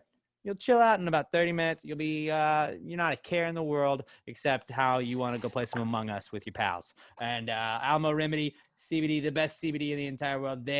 All of their products made for Texans by Texans. Most of their products, everything but the hemp flower price, $17.99. It contains 250 milligrams of CBD. Almo Remedy CBD, the best CBD on the planet. Use our promo code PTG at checkout. AlmoRemedy.com. Promo code PTG at checkout for 10% off your order. That's AlmoRemedy.com. Promo code PTG at checkout for 10% off your order. If you get anything from Almo Remedy, like Joe Vargas did a couple of weeks ago, they'll let us know if you use our promo code, and we'll give you guys a shout out. AlmoRemedy.com, promo code PTG for 10% off at checkout. And share with them, share with us. Almo Remedy and Almo Remedy CBD on Twitter and Instagram. Let them know you're supporting the people supporting us. Almo Remedy CBD, the best CBD in the entire world. The official sponsor of the Not Cool segment that we're going to begin right now. Not cool, man. Dude, that's not cool. Not cool.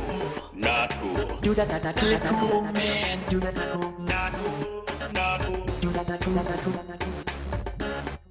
This actually was one that I just thought of as I was reading some listener ones.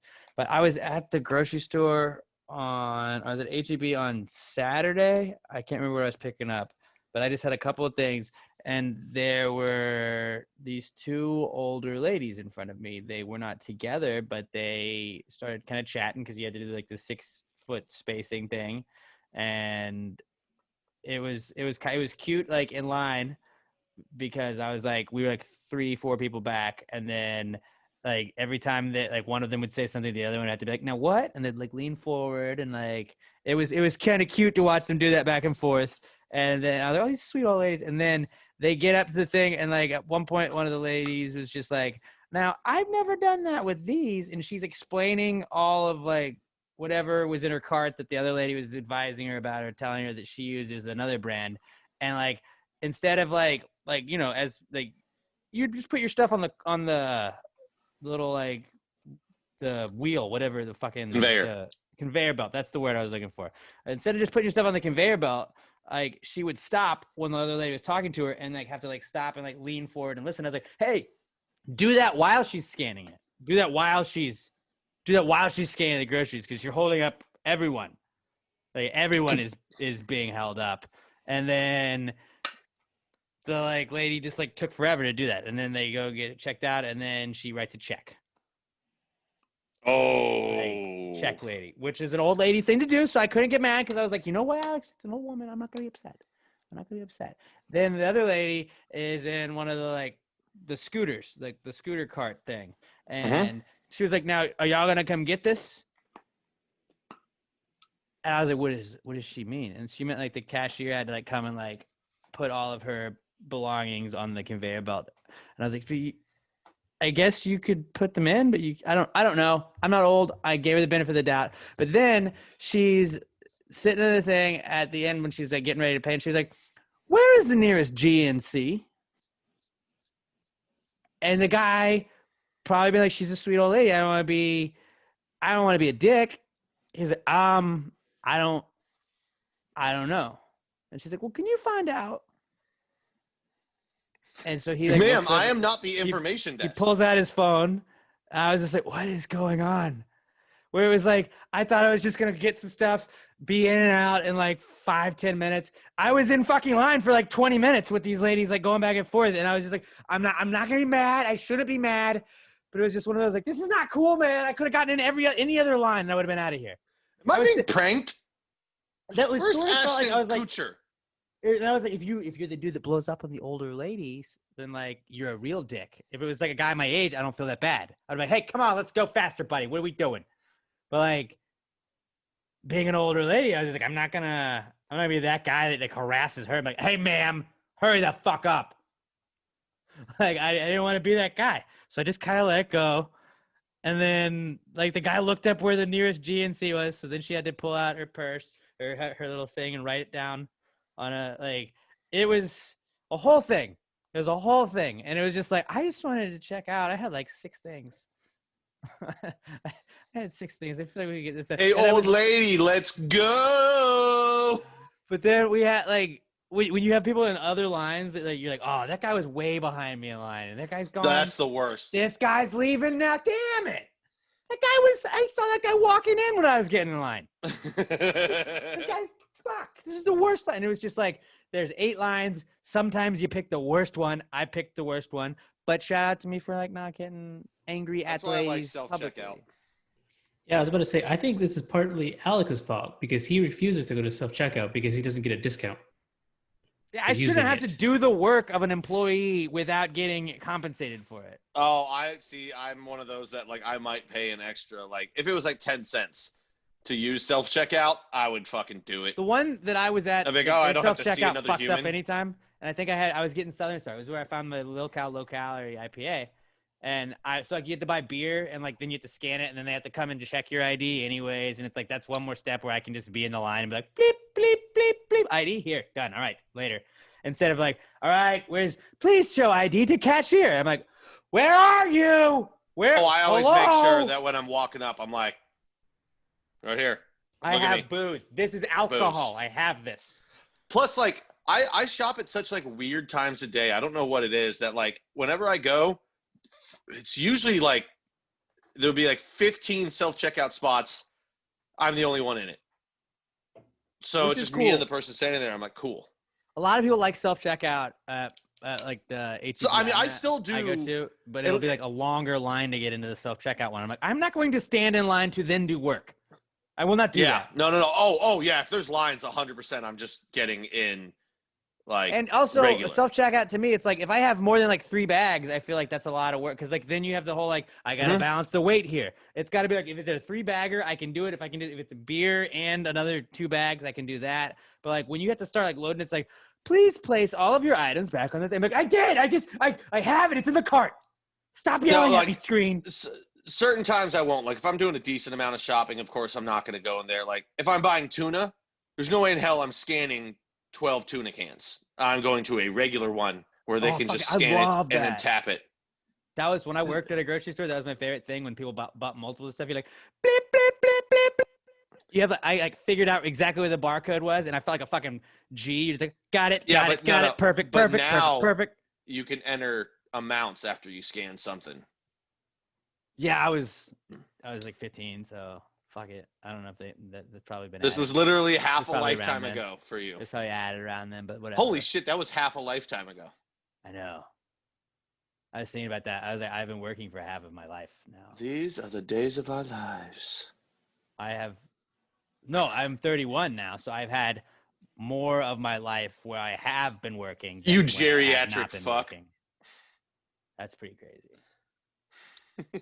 You know what else is Yeah. crazy? When like people are like, I've been like when somebody's been married for a long time, like I have spent more of my life with this person than I did without that person. You're like, that's fucking nuts. Like you've been married for 75 years and you're like 90, like that's crazy. Like for 75 of your 90 years, like you were the same person. It's like fucking props. I'm not like shitting on anybody. It's like it's just like sometimes you hear those stats like, wow. I mean, I'm simply impressed by anytime anyone can find another person that they like The fact that enough Emma to like is, like, not with be me at all. annoyed by them all the time. Like Emma was with me for like a month, and I was like, "This sucker! Like, what is she thinking?" And then like 10 years later, what? Like, what are you doing? At this point, she's settled. She's like, you know She must what, just be life lazy, yeah. life could be worse. I guess this is convenient. She likes at my this dog. point. She likes we got a cool dog, I guess. Whatever. Weezy's fine. I think that's what it was. Is she just wanted to hang out with Fifi at first? I lured in with Felicia, and then Wheezy keeps her around. Yeah, that's a Fellas good always one though. bring a dog into the situation, but yeah, That was a good dog. Cool. just like it was one of those where it is like that is the epitome of the not cool. It's like I didn't do anything. Like I don't think I caused it. They were being sweet. Neither one of those ladies meant anything by what they were doing. They weren't saying "fuck you" to me or anything. They just were in their own little thing. They were They oblivious. were just, yeah.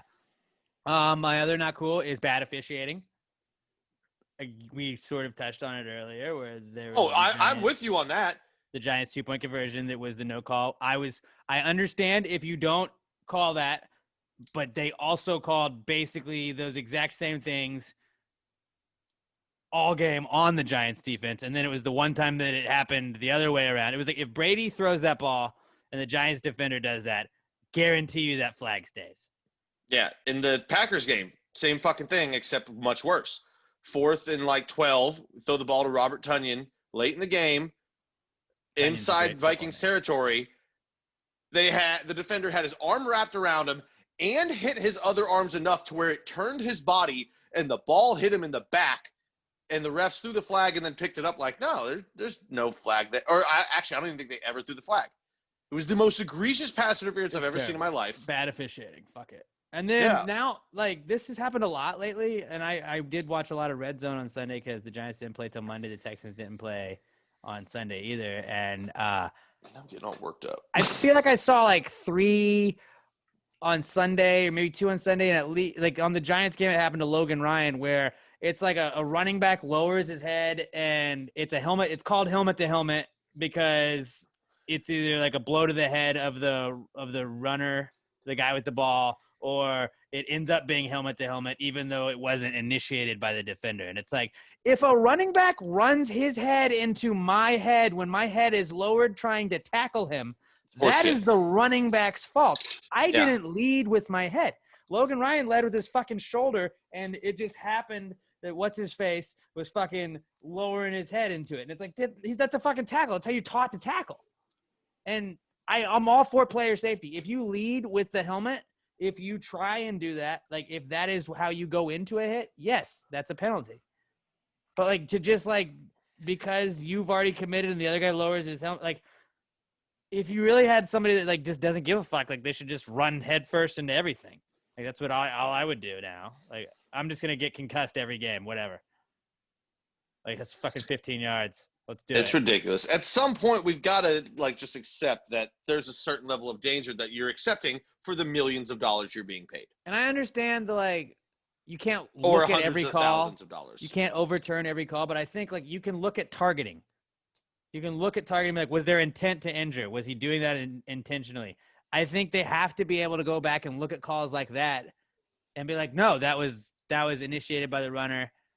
That was not the defender's fault. And that's not they don't have the ability to do that because it's a penalty. But like, that's something that we need to work on where it's like, I understand like initially human error can be like, yeah, he led with his helmet, but it's like, he was just making a football move. He was trying to tackle a guy.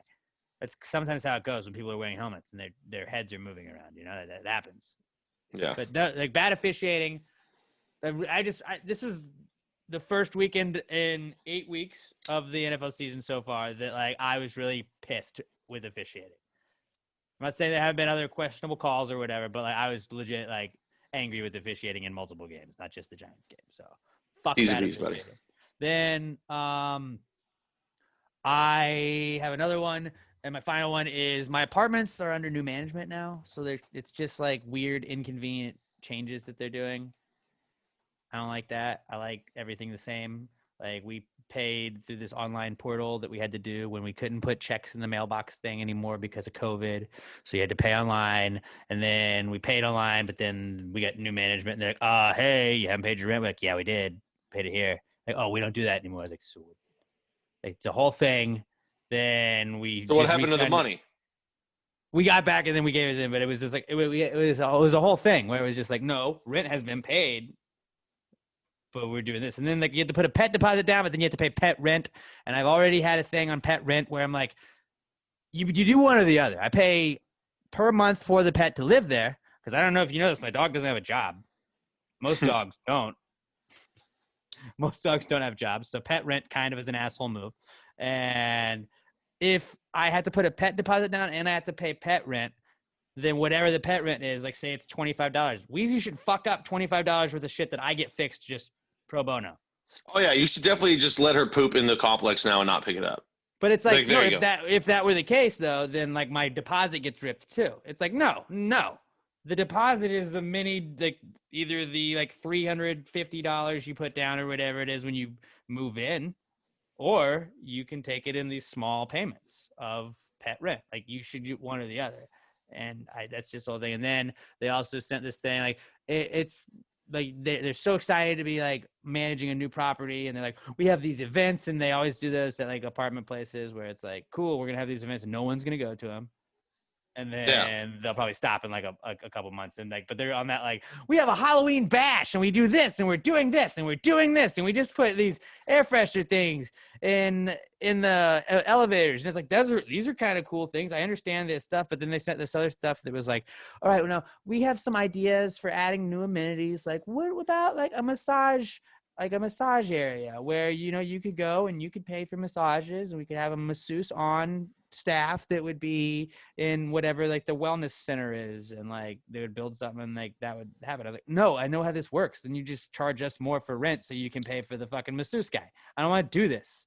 Just leave everything the way it is. Leave it the way it is. Stop fucking with my shit, because you're gonna do that. You're like, well, we have a masseuse now, your rent's way more. Like, you're gonna jack up my rent when you add things. Just leave it the way it is, okay? I don't need Hey, you know what I'm I don't need You to know what go I'm to get a looking for? massage in my apartment. There's massage places. If I want to go get a massage, I'll do that. You know what I'm looking for in my apartment? Shelter. You know what I'm not looking for in my apartment? Halloween parties. Friends. And I mean, if you want to go to the Halloween party, I fucking care. I don't give a shit. Like, they didn't do all that stuff beforehand, and now they like are like having like Halloween parties for the kids and costume contests and like boo your neighbor. Whereas like you put like a basket of candy, and then if you get booed, you have to boo another person. Remember, we used to do that in our neighborhood. I didn't see any of it. There's like 2 buildings in an apartment complex. I didn't see any of it. And I mean, I come home at weird times, so maybe I didn't see it when it was out, but it was like, I feel like it didn't keep going. No. 5 people were like, what is this? Candy? Tight. They ate the candy, and like, that was it. That was the end of it. I remember that going around my neighborhood as a kid. Moms seemed to enjoy it. Yeah. No, That's what I took away from it. It's cool if I you was like like, know your sweet, free neighbors. I don't candy. really know my neighbors, so I don't have a problem with my neighbors. I just don't hang out with them or anything. It's like we just mind our own business. It's like, Yeah, like I don't Say talk to my hey. neighbors. I'll say hi. Like I saw the guy loading a grill into his truck one time. I helped him load the grill, and then immediately got in my car and went to work. make the occasional comment. It's hot out there. Yeah. Yeah, it is. Hey, you're walking your dog. I'm getting in my car. You wave hi. Yeah. You be friendly. You don't be friends with your neighbors. You go see, like, I'll go play soccer on Saturdays. Like, oh, you're going to work out. I'm going to play soccer. Okay, that's cool. That's cool. You have the little conversations like, oh, smells good, huh?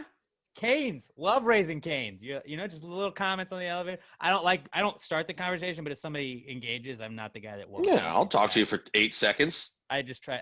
There's nothing worse than like when you're just like, I just want to chill and go the fuck up to my apartment and I do this. And hey, how's it going? But only recently have I like had to ride the elevator with anybody, because everybody's with the Rona. Nobody's been wanting to ride elevators or anything like that. But You yeah, should mine check are the cool. stairs.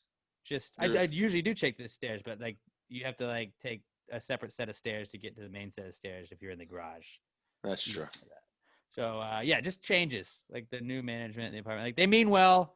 That's one of those where like, I know at the end of the day that this is just going to raise my rent by adding amenities. So just leave me with the amenities we have, keep my rent the same, and we're cool. Hey, I choose to opt out of the new amenities, so you Yeah, can't Valley touch my Trash. rent.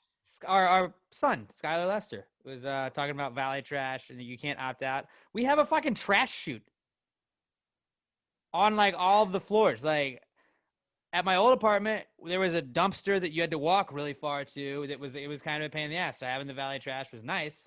It sucked when you missed the Valley Trash because then you had to walk all the way out there. Like they have Valley Trash here, but they also have a fucking trash chute that's like 50 feet away from all of the apartments. You just walk to to the elevators on your floor and you whoop. I'll just do that. I'm not gonna worry about having to put a trash can back in that gets picked up or didn't get picked up or whatever it is, so I don't get fined. I'm just gonna put I can do that. So it's just the little things, and it's like I don't have to really follow the Valley Trash thing, but stop changing my shit. Those are my not cools. Yeah. I was very whiny, I feel like, today. I got a simple one. My sister found this knife the other day when she was cleaning. Just a little pocket knife. was like, cool. You know, I can bring that to work now. I don't have to use my keys to open boxes. Murder. Yeah, I'm definitely gonna cut myself with this thing. Oh, Like yeah. it was very dull. So I'm like the shocked first thing you I did haven't, was honestly. I took it to the knife sharpener at work and sharpened it up, and then I was just like, oh, I'm gonna hurt myself with this. 100%. I've been playing with it the entire episode. So if you haven't opening watched and the video closing. version, as we've been doing this segment for sure, I've just like, been twirling noticed it and he's had it open. He open and barely opens it, close. he snaps it, opens it, snaps it, opens it, snaps it. Can you hear it, or is it just? I can hear it. I don't know if they can I hear just- it. I on was the thing, waiting to but- talk about it in here. I was like, I've probably been annoying the shit out of Alex and Robert. Nah. But I mean, not me. I don't know about Robert. Robert's probably. I've tried to put it down like 5 times, and then all of a sudden, I'm playing with it again, and I don't even remember picking it up. Yeah. Like, this is not going to end well for me. I'm going to drop it. Like, it's going to be open. I'm going to drop it on my foot, or I'm just going to slice my finger open. I've sliced Like, my this finger open is- before, like with a This knife. is not a good idea. Is it this one is- of those where it's got the lock? Like when it opens up, does it lock out? Oh, yeah. Yeah, it locks, and then you got to push the thing to the side to See, close I had a it. Swiss Army knife that didn't have one of those. Oh, that's and, bad news. So we, no big deal. I was in a band, but like we played. I bought a bass from a guy, and it was super cheap because it didn't have a bridge at the top of the bass. And I was like, "Fuck it, I can fucking find a piece of like wood that I can just like cut into a bridge, and like I'll figure it out." And I couldn't find wood, so I found like a comb, and I had to like shave. I had to like saw the comb down, but I only had this like Swiss Army knife.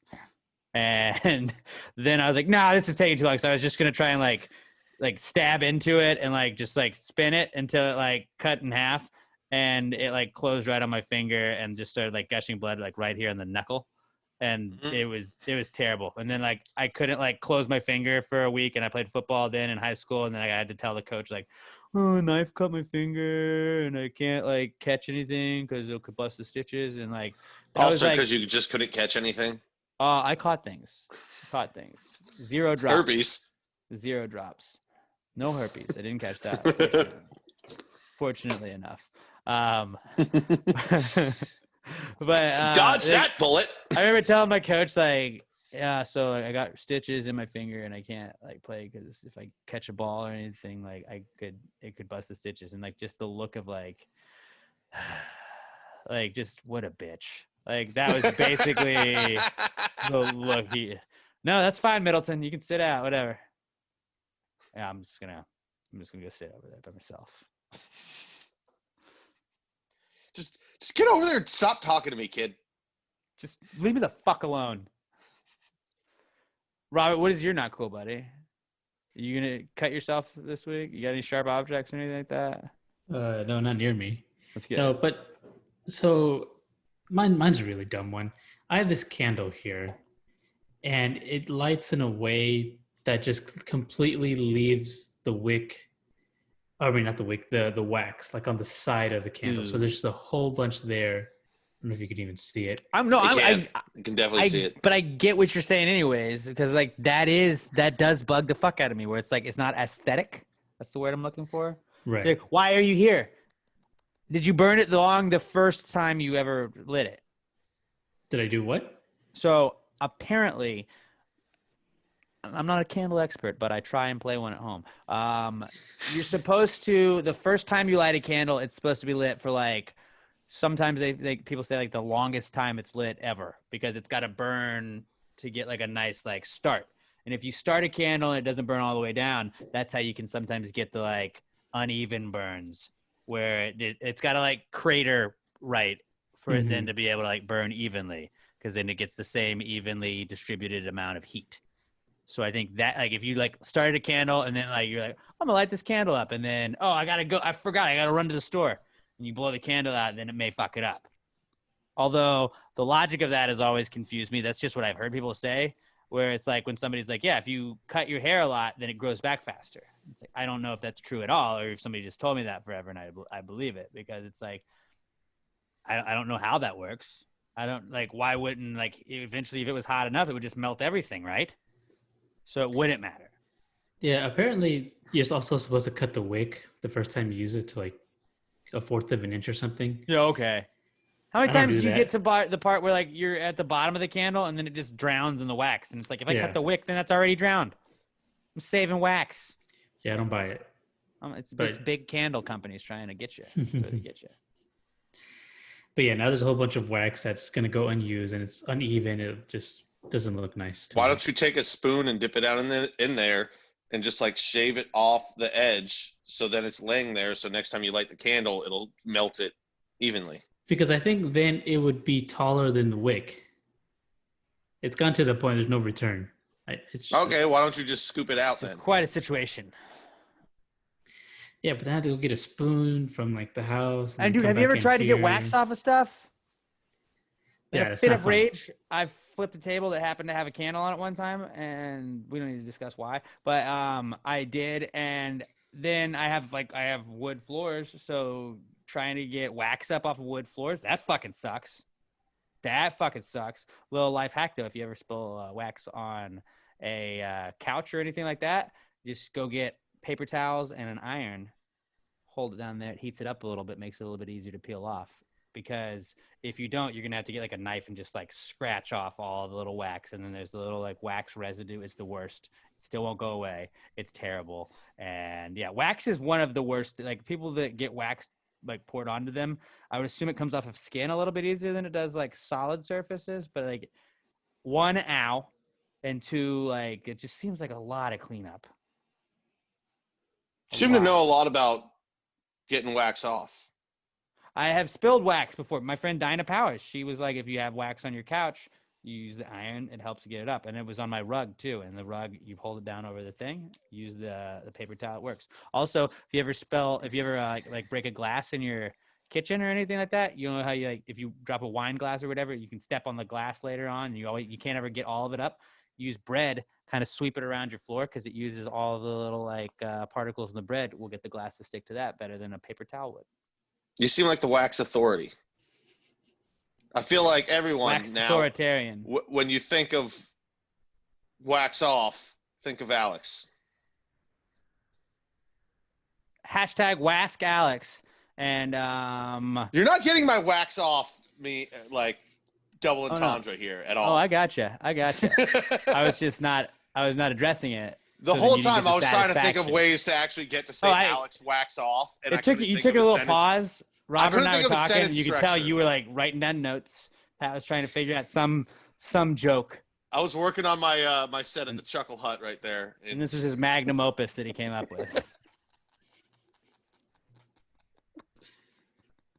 I just couldn't think of a sentence structure where Alex wax off would work without it. Hashtag being- Alex Wax Off. Like, ask me your wax questions if you got any wax questions. It'll be a new segment we start doing. If What Would Jesus Do goes away, it'll just be wax questions with Alex. Like, how many questions do people have with wax? I don't know. We'll get to the bottom of it. There's literally none. How do I get wax off my nipples? Peel it. Or reheat it. Robert, start just using all of the wax you have and like make super candles out of like gently used candles is what we'll call them. And then Gently used. Refurbished. refurbished candles. Remix candles. Where it's just like all of like whatever candle it is. So it's like they're all fun scents. Like, and if you think about it, like over a year, like you could have a Christmas scented candle. You could have like a fall scented one. You could have just like a generic winter one, like a summery one. And it's just whatever the leftover residue is, you just pour it into one big candle. And then it's just a bunch of different colors. And then when you light it, you're just like, oh, this is peppermint. It smells like winter. Peppermint, pine cone, and leather. What a great combo. Like Have you a ever gotten- Neapolitan Actually doesn't sound- candle. Ooh. I like that. I'm just saying, you should get into the candle business. We'll sell them at the shows, and we'll be like, it all goes to charity. Spend Zone charity is Robert's wallet. No, You it's his favorite stripper. Because That's his wallet my, always it's my strips him of nickname his for my money. offshore banking account. Exactly. Have you ever gotten your mom, like for various birthdays or holidays or something, all of a sudden you realize, like, I've got my mom a candle 5 years in a row. I really need to think of something else. No. I noticed that a few years back. I was like, man, I've got mom a lot of candles over the last couple of years. And one of them has been in the guest bathroom for 3 years. It's not getting used. Should probably think of something better for my mother. I feel like I'm pretty good at finding those gifts. I am terrible at gifts. I don't know what to do. And then last second I run into town and buy something. Like Bed Bath & Beyond, thank you. Yeah, that definitely does help. All right, Mom had, towel holder. Mom will like that. if you want a little hack, my mom had, it was, I don't know if they're big anymore, but they used to be called Pandora bracelets. Mm-hmm. And it was like my mom got one from her sister for Christmas. And so my brother and I realized, like, yo, we can just buy mom a different like Pandora charm for like each like birthday, Christmas, birthday. You know, when you gave her the birthday. Pandora It was bracelet, like she for knew like, exactly what you were doing. I didn't give it to her. My aunt did. So it was like, oh, we're just adding to this wonderful gift. Cool. You do it 1 year, and she's like, thanks. And then she's like, God damn it, I'm getting a little No, charmed because she for the likes next it because 20 it like years. decorates the whole bracelet, and she gets to like wear it. It's like all the things you like. It's like, oh, she teaches. This is a pencil. This is this. This is. It was cool. It's cool, and they gave us like about 3 years. I feel like of gifts. So if you want a little life hack, buy a Pandora bracelet. I don't know what the. Nah, I think I'm finally to the but point then where you I'm can just gonna buy my. add to it. I'm just gonna get my mom booze. That's what she likes. Like I'm gonna start shopping for my mom like I shop for my best friend's birthday. Here's a bottle. Let's drink it together. Like my brother and my dad. That's like just booze is the way to go with them. It's Yeah. easy. Super. And easy. that's my mom. Yeah. Just Okay, give her well, booze. then that works too. So that was our not Lori, cool you're segment. fucking gold. We did everybody's not cool, right? Yeah. Yeah, Robert had candles. Robert was candles.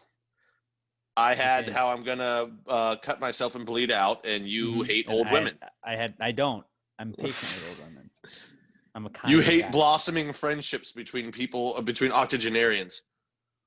And then just one added thing from this because the lady had like the lady had those she had like the bill mask, like the duck bill mask, where it's like that's I think it's like the N95 or whatever it is. Like it's like the most Okay. safe one, but it's like pointed. It looks like a cone you're wearing. And she just kept like every time she would talk, she would like pull the mask up. Like so it was like she wasn't like the mask wasn't sealed to her face. And I was like, that is counterproductive for wearing the mask. Like there's a lot of people Damn that it, do Ethel! that. Put your mask on. No, but it's not. It wasn't just her, but it was like a lot of people think like you can't talk. Like when I was in the airport a couple weeks ago, it's like people on their phone, like they pull the mask down and they're on their phone. It's like, you know, like you can just if you have the mask on, you talk. Like, I don't Yeah, think you can people still notice hear. you have the mask on. But like I Like- think people are just not used to like no, they have to be able to hear me, and it's like either just assuming you read lips also or what. But that's a slight not cool I've noticed lately where it's like, no, you're not actually. I think you're thinking you're benefiting this person you're talking to because they can hear you better, but really you could just wear the mask. Yeah. Oh, I found out. Here's another one for me because I want to prolong While we're this 'cause I piling know- on Robert's 'cause I- eyes right because there. I know Bobby loves it. I think I've talked in the past about how I've got one cousin who him and his wife are those dumb people that like publicly fight on Facebook. Ooh, Found yeah. out today that or yesterday that she's an anti-masker. It's like, oh, I'm so happy that that's contributing to the gene pool that I share. That's fucking great. I've never met her, but I fucking hate this woman. But yeah, we don't have to Yeah, keep going on that. But I hate yeah. it too. All right, that was Fucking- our not cool segment. That Yeah. was a good one. That was, and you know what? Bobby, do you have any more you want to add? anything new? He's like, when you guys keep making the not cool segment longer. Yeah, let's go with that one. That's what I was. It's like I just want to leave. All right, let's get into our final segment of the week, the answers segment. No such thing as a stupid question. Just stupid people. Oh, I was drinking beer. You almost caught me. Not stupid. I know. There's not stupid people, but if you would like, Oh, there to- most definitely is stupid people. We just talked about my fucking cousin-in-law Well, who's an people anti-masker. do stupid things. I She's guess. she's a stupid person. There's no such thing as stupid questions, though. But if you got a question, like people get made fun of for their questions sometimes, and I'm not that. We're not that podcast. So if you got a question that you feel a little self-conscious about asking, whatevs, ask us. Hashtag PTG Answers at Passive Grade Pod. I'm at Alex J. Middleton. Pat's at Not Pat Dan. Robert is at Robert Barbosa03. Hashtag PTG Answers on Twitter.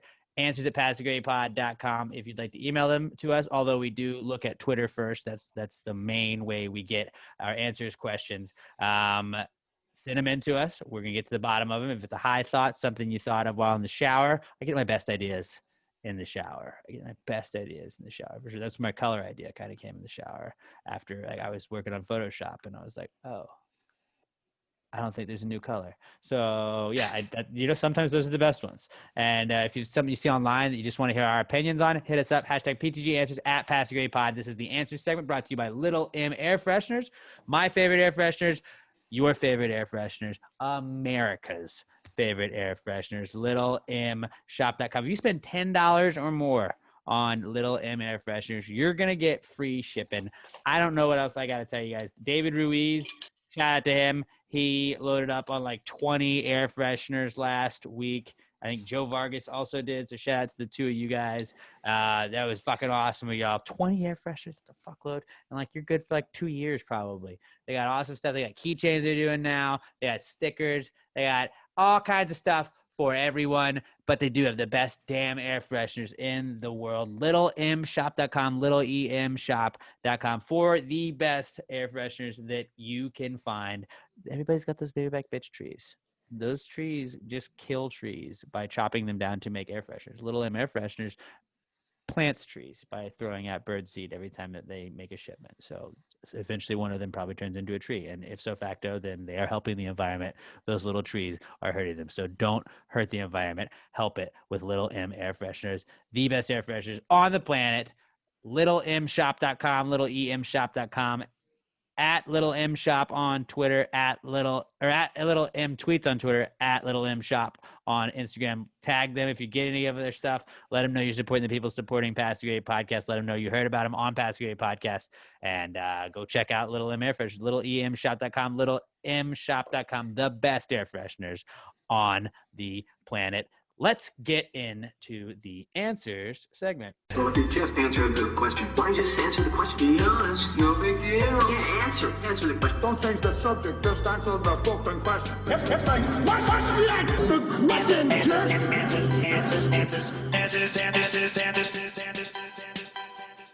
Any questions? Our first question comes from our podcast son, Skylar Lester. I got it, Skylar. At OMG, it's Skylar on Twitter. And Skylar says, emo or scene kids? Gothic Karens? He attached a picture. I mean, in the way that I don't want to talk to either of them, yes. Karen-y. The hair, it's all about the bangs, like the side swept long bangs. I feel like the emo part is like, I always just think of like South Park with the emo kids. It's like, you just wouldn't understand like dark, scary life that I live. Like, you don't understand what we're going through. You wouldn't get it. Like, that is like a Karen-y thing, but like they're mad at the world instead of just like a manager. So it is kind of like a Gothic Karen. Man, I'm just looking at this picture of this emo scene girl, whatever you want to call it, and just think like half of our 8th grade class, basically. How depressed would you have been as a parent? Like if you raise a child and all of a sudden one day they've got like giant blown out hair with like 7 different colors. I'd be like, you're going to live with your aunt. I don't want you anymore. I'm fucking done to live with you. your auntie and uncle in Bel Air. Like, get the fuck out of my house with that bullshit. Like, I'm all I wore for you one expressing Gothic outfit yourself, and my mom got scared. but like, god damn, she's got like zebra print in her hair, but also pink and a flower. Like, fuck, her parents must have been disappointed. Robert, was your school about like 7th, 8th grade? There were like, there's like emo kids don't exist until 7th, 8th grade. I feel like, Fact. Like middle school. At some point from 5th grade, you're like, I like sports and I like girls or boys or whatever, and I like TV shows. And now puberty. I'm emo and people don't get me. It's puberty. Once puberty hits, fucking everyone goes bonkers. Like, I think there was still some in high school too. I mean, they carry over, but like it starts. You have like we had like the Atticus. There's no kids. emos in elementary school, is what he's trying to say. Right. It's like, yeah, the kid, and usually then they like the kids that smoked cigarettes were the emo kids at my school, and you're like, wow, that kid smokes cigarettes. And But he's there's also like the ninth fake grade one on. where it's like Inks, where you listen to Fall Out Boy, you listen to a bunch of Panic at the Disco, you listen to other bands. Like Thanks for poppy the emo. memories. Yeah. Like emo is like you went to Hot Topic, you had the baggy jeans with the suspender hooks on them that like why do you have 2 sets of suspenders on your jeans? Like what are you gonna do? Like how many hooks do you need? Like, what are you hanging from them? What is going on? The weight of the world.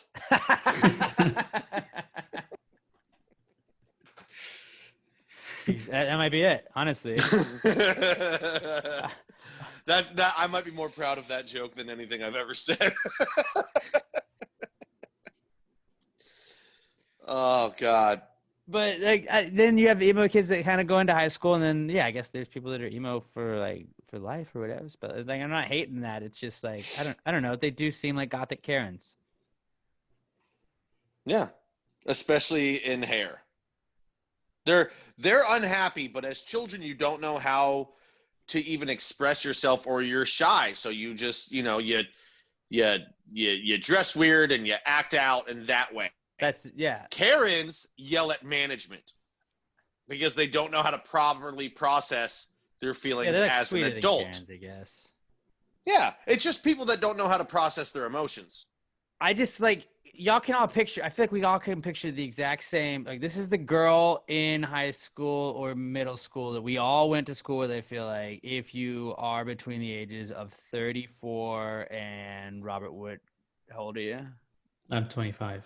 34 and 25. I was gonna say 26, but I guess we can cut it to 25 for you, buddy. I would have said 22. Well, you wouldn't have to cut it because I am 25. But it's his age. So yeah, 34 and 25. If you're in between those ages, this is like everybody had the girl in middle school or high school that was dressed in. Just close your eyes and just imagine this, unless you're driving, and don't do that then. All right, black Hawthorne Heights shirt. Okay, she's got the. I don't know what that is, but okay. Hawthorne Heights, the band. It was a Hot Topic shirt that was on the wall. Got that shirt. Then got those little like jelly bracelets. That like there's like 13 of those. You have one of the little spiky wrist things that's there. Probably 2-3 rings spread amongst random fingers. Like one maybe has a skull. The other one's like a bird or like a butterfly or some shit like that. Doesn't make sense. But like it looks cool. Got the black jeans, maybe the baggy black jeans. Like a leather choker, maybe too. She's got not the leather choker. It's like the plastic one that like it expands, but it's like the little plastic one. It looks like you get it in a machine. She's got that, or she has one of those hair tie things that she's gotten like around her neck. Then that's she either has the baggy black pants, but most likely they're like the dark gray or black like spandexy looking jeans with etnies. What does the dude version look like? Dude version, okay. Same thing. No, yeah, it's similar. Dude version, probably the baggy pants with the baggy pants. The pants are much baggier. Oh, the emo girl, by the way, she has like pink, blue, like random, like hot pink, light blue, or like just like a red like strip of her hair, like one of also like not her whole hair, but just like petite. one strip of the tip of her hair is like one weird color. The guy is either She's a like little crazy, you know. She wants you to know. the guy like is the belts either with like those like studs on it. Yeah. Oh, she's got that, and Yeah. they have the bracelet too with that. Like they have one Yeah. bracelet. I think they come with that. and the pants are super baggy on the guy. The guy is either 120 pounds or he's like 280. Like there's no middle regular ground. there's no middle regular ground. size guys. He's either That's like a very good fat point. or he's a very skinny small guy. And there's always a really, really tall emo kid, like towering there's always over one. everybody. You're like, And you couldn't play basketball. He is skinny. He's of course skinny. Like rail thin skinny. Yeah. And you got that guy. He's definitely got the baggy pants, but he usually has like a Volcom hoodie on, like a black Volcom hoodie. Yep. And it doesn't matter that we're in Texas. It doesn't matter that we're in Texas and it's like 130 degrees. He's Black gonna wear on that black on Volcom black. hoodie every day. It's probably a zip-up hoodie, and he's got like a Vans Warped Tour shirt on under it or something like that. Or Does he have insert- eyeliner? I don't think we didn't have eyeliner. Our guys didn't have eyeliner. No, we weren't Black allowed. nails? We weren't allowed to do that Sometimes, kind of stuff. but not Guys usually. weren't allowed to wear makeup. Not usually. The girls definitely did. But then the guy has. We didn't really have the like emo haircut, the Blink-182 Tom DeLonge emo haircut. It was just like long shaggy hair. Yeah. Long, super shaggy hair. And Converse All-Stars were the shoes. And sometimes they would write in like white ink on the Converse All-Stars. They would draw stuff. Love those checker sign. shoes. The Anarchy sign was on it for sure. They all of their school books and backpacks had like Anarchy symbols. Because you didn't get them. But that was, I think we all went to school with those people, right? Mm-hmm. You know what's funny? I didn't talk to them not even once at all in junior high. I was always cool with the emo kids. I was cool with everybody. Well, I didn't talk to him, and then I remember at one point, probably like sophomore year of high school, I don't know if it was a class or something, just like talking to like one of them one time, and I was like, dude, I thought you were gonna. I didn't say it to him, but I was like, I thought you'd be weird as shit. You're just a regular dude that dresses really weird. Just got your. I obviously didn't say it to him because that would have been a fucked up thing to say to someone who's 14, 15. At that point, like you just like everybody thinks everything that's not them is weird. And it's just like when you get older, you're just like everybody's just trying to figure it all out. Like we didn't know how. We were just figuring it out, going through whatever outlet we had. If you weren't in sports, to me, you were weird. Like growing up, I did was sports. So like any dude that wasn't in sports, I was like, why aren't you playing sports? It's fucking weird. Were you either playing sports? What do you do if you don't play sports? Yeah, you either played sports or you were like super like into sports. Because I had friends that didn't play sports, but like they'd talk football with me all day, and it was like okay. Yeah. And then there's people like, oh, I don't really like that.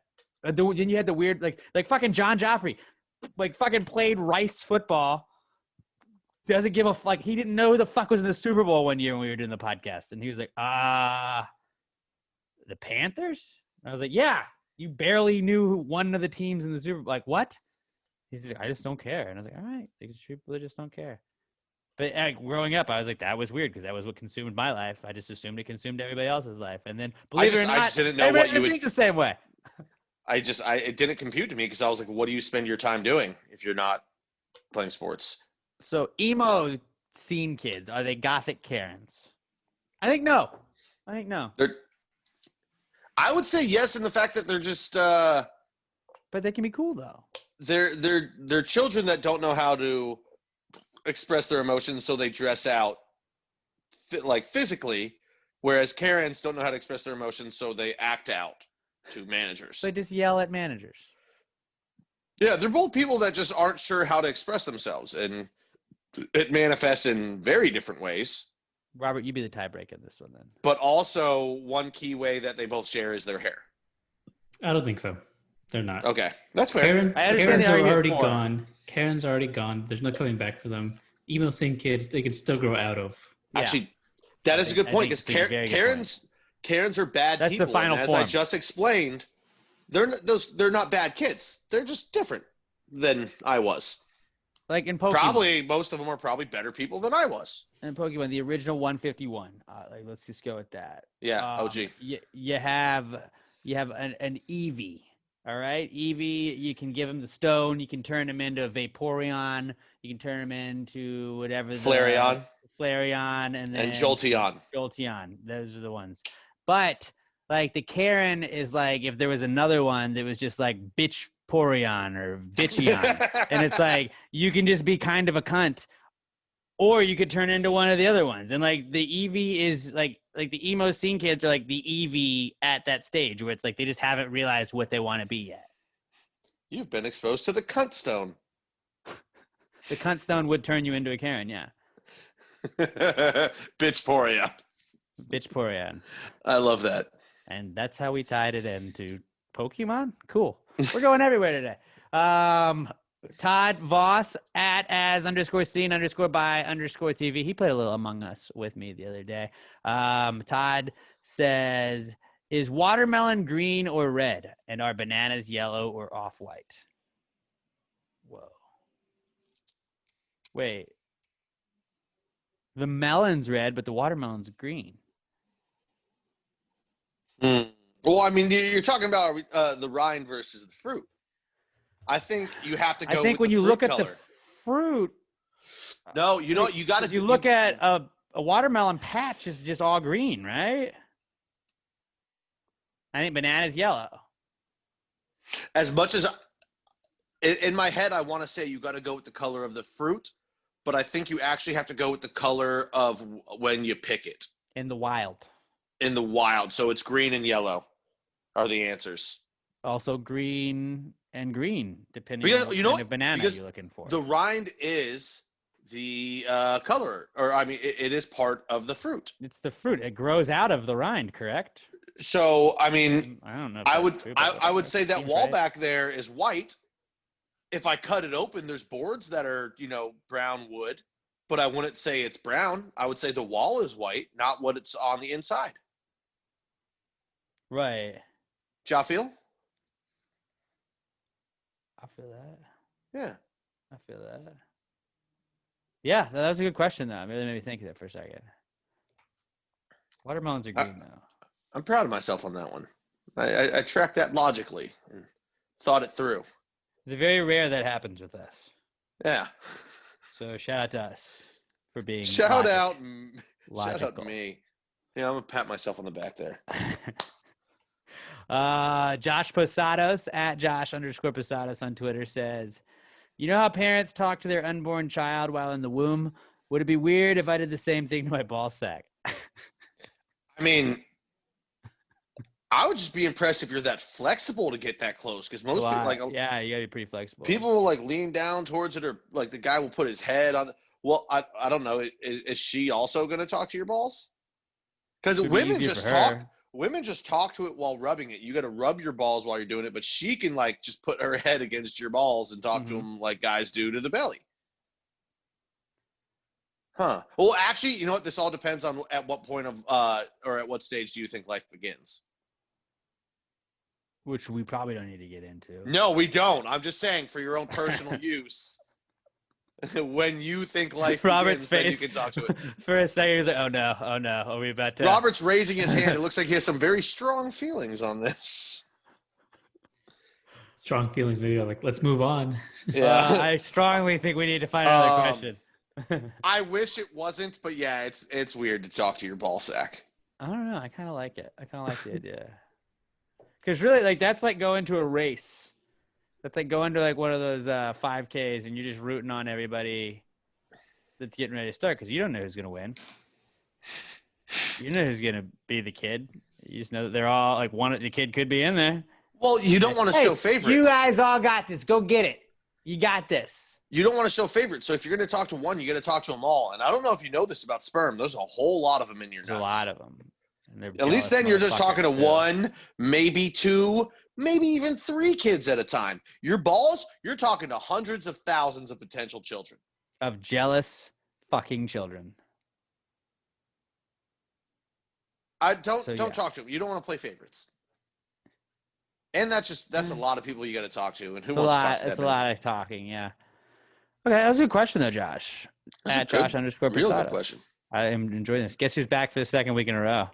Back again? Cassie back. J, the motherfucking Squatch God. And she is back asking us this week, or she says, gazebos, free range porches. I don't know. I've never sat on a gazebo and yelled at somebody in the street. But a gazebo is really just a porch you can put anywhere. A gazebo is never right off the back of the house. It can be in the backyard. You can have a gazebo on the side. Like a gazebo, there was a gazebo by my elementary school that we used to hang out at. That thing was It's a great word, first off. Gazebo. Yeah. Fucking awesome. I don't know who named that thing, but wow, enjoy your LSD. Great name, for sure. I think a gazebo is 100% a free range porch. Yeah, because they're out in the wild, man. You're like, you know what'd be great here? A porch. And they're like that's how the first one probably was made. They're like, this is some great land we got out here. The view's wonderful. If only we had a front porch. Like, well, Bob, we don't have a house. It's like, well, no. I've got an idea. Let's put a roof. Put some flooring right here. A couple poles to hold it up. It's a gazebo. Fuck it. We'll go with it. And some of that, whatever that crosshatch fucking wood is that isn't really wood, but it is wood, but it's like a board that's like zigzaggy see-throughs. We'll put that on the side too. So it's like a fence, but it's not quite a fence. People can get married. It'd be there, nice whatever. if we had an elevated area here to enjoy the view. Oh, you mean like a stage? No, my friend. Not This has a roof. stage. It's got a roof because sometimes that sun can be a bitch. What are you gonna call Rain. it? Bo? Gazebo? Yeah, Nailed it. it is absolutely a free range porch. Like Yeah. you put a gazebo somewhere when you can't build a house. Why do you have a porch? To sit out and look. Same thing for a gazebo, except it's out in the world. Free range as shit. And Great question. All-time top word. Right? That is one of the best words of the English language. In fact, I think it should be like the second word that every person is taught when they're learning the English language. Gazebo. You'll never need this. You'll run across this 20 years after you've learned the language. But it's fun to say, so we're going to teach it to you. We're going to love this word.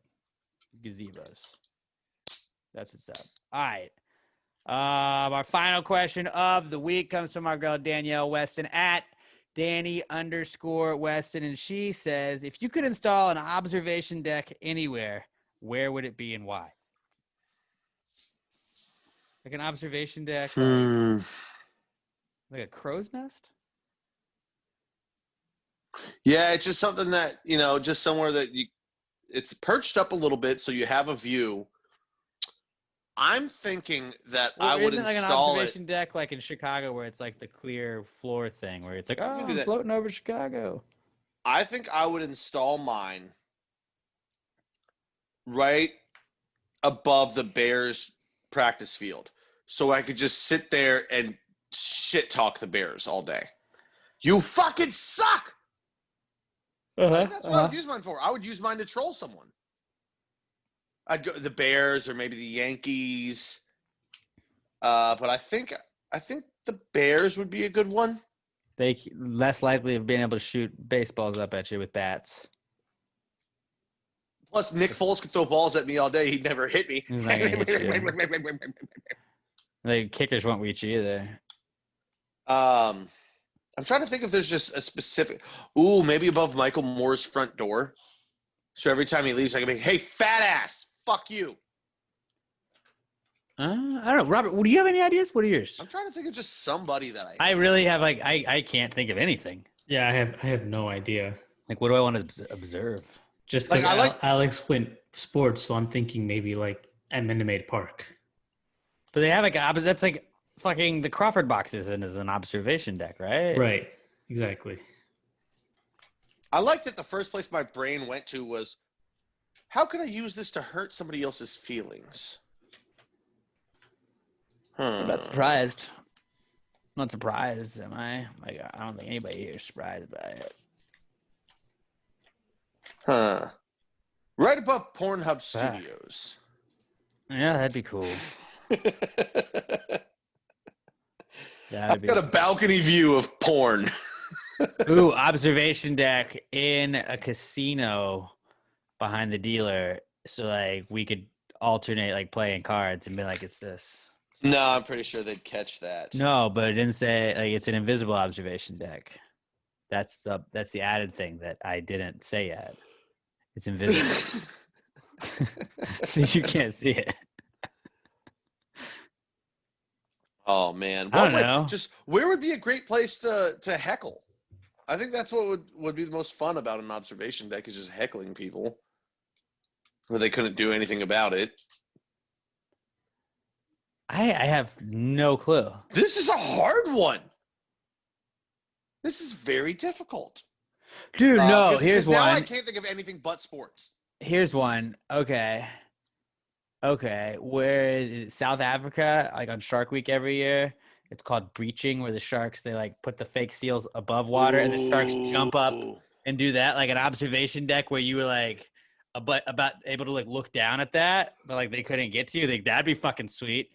I mean, that's technically just at the top of the boat, but you're saying you want to be right over the breach. Well, it could be like above, like, I don't know. Maybe it's in the middle of the fucking ocean. So basically, you just gotta attach 4 drones to the corners of a piece of plywood, and it's just gonna hold you up over the breach. That's pretty dope. Or That's like pretty an dope. oil platform or whatever it is, like something like that. Like that'd be an observation deck. Could be. I mean, oil platforms have observation decks. Right. So yeah, like something like that, where it's just there and I can just watch sharks fuck up fake seals. I like that answer, man. Above breach sharks. It's pretty badass to get to watch. Or like whales, wherever whale watching goes on. That'd be tight too. Dolphins. Or on the iceberg that the Titanic hit, if boats still go by it, because you're like, oh, watch out! Watch out! Don't come by this one. You're standing there with a sign like the kid from Big Daddy. Slow down. Watch out! This got the Titanic. God Because I'm damn. saving lives. I guess I'll just stick with my first answer. Above the Bears practice facility, so I can heckle them, So you make could them be feel mean. bad about themselves. All right. And Robert, you said was it Minute Maid? Yeah, I'm gonna take the Crawford Bucks over. It's gonna be my private section. Okay, I'm gonna go breaching sharks in South Africa. I'll go Breaching over sharks there. is a great That's answer. a sick one. Just because like I could watch that shit all day. Plus, So, then you're in it's a South good one. Africa and you get to hear that cool ass accent. Yeah, like Brooks Koepka. Brooks Koepka. Brooks Koepka. He's my favorite South African golfer. Hey, friend. All right. Did you see the Sharks? I see. I lost it already. Can't do it. I was too busy observing Brooks. I'm sorry. But so that was it. Yeah, that's where would you guys put an observation deck? Hit us up, hashtag PTGOD observation deck is what that stands for. Actually, no, because we just did whatever. Just let us know where you fucking put your observation deck. Just tag the fucking podcast. figure it out. You don't need a hashtag. Figure it out. It's easier to search. Do it above your mother's bed. Don't come out with that shit. Don't do that. Okay. That was all we got. Appreciate you guys tuning in. Please share us with a friend. Fucking be good to each other no matter what. Like, it's fucking weird for a lot of people right now. Okay, let's just be cool. Don't be assholes. Love one another. And if you got anybody that's like freaking out over anything, it's like, yo, check out Pass the Gravy. Like, they're gonna be totally cool. Or they might hate it, but like you'll be cool. Give us a 5-star review on iTunes. Roast the fuck out of us in the comments. Give us a 5-star review and then just make fun of us. As long as you give us the 5 stars, whoever makes us laugh the most in the roast, we're gonna give a review to. Like, we're gonna give a Gravies Award to at the end of the year in our Gravies Awards at the Christmas Spooktacular. So we're just a little over a month away from that, and just be cool. Everything's gonna be okay. Giants are gonna maybe win this week. Let's go Giants! Remember, you can get a shirt if you just say positive things about the Giants when they win. They have to be positive things. You can't say anything about your team if it's not the Giants. You're like, fuck the Giants, but I said something. It doesn't count. You have to be pro-Giants. We're building up, not breaking down. All right, guys. Be good to one another. And at Pass Gray Pod on Twitter, I'm at Alex J. Milton. Pat's at Matt Pat D. And Robert is at Robert Rabosa 03. Until next time, be good to each other once again and pass the gravy. Yeah. Bitches!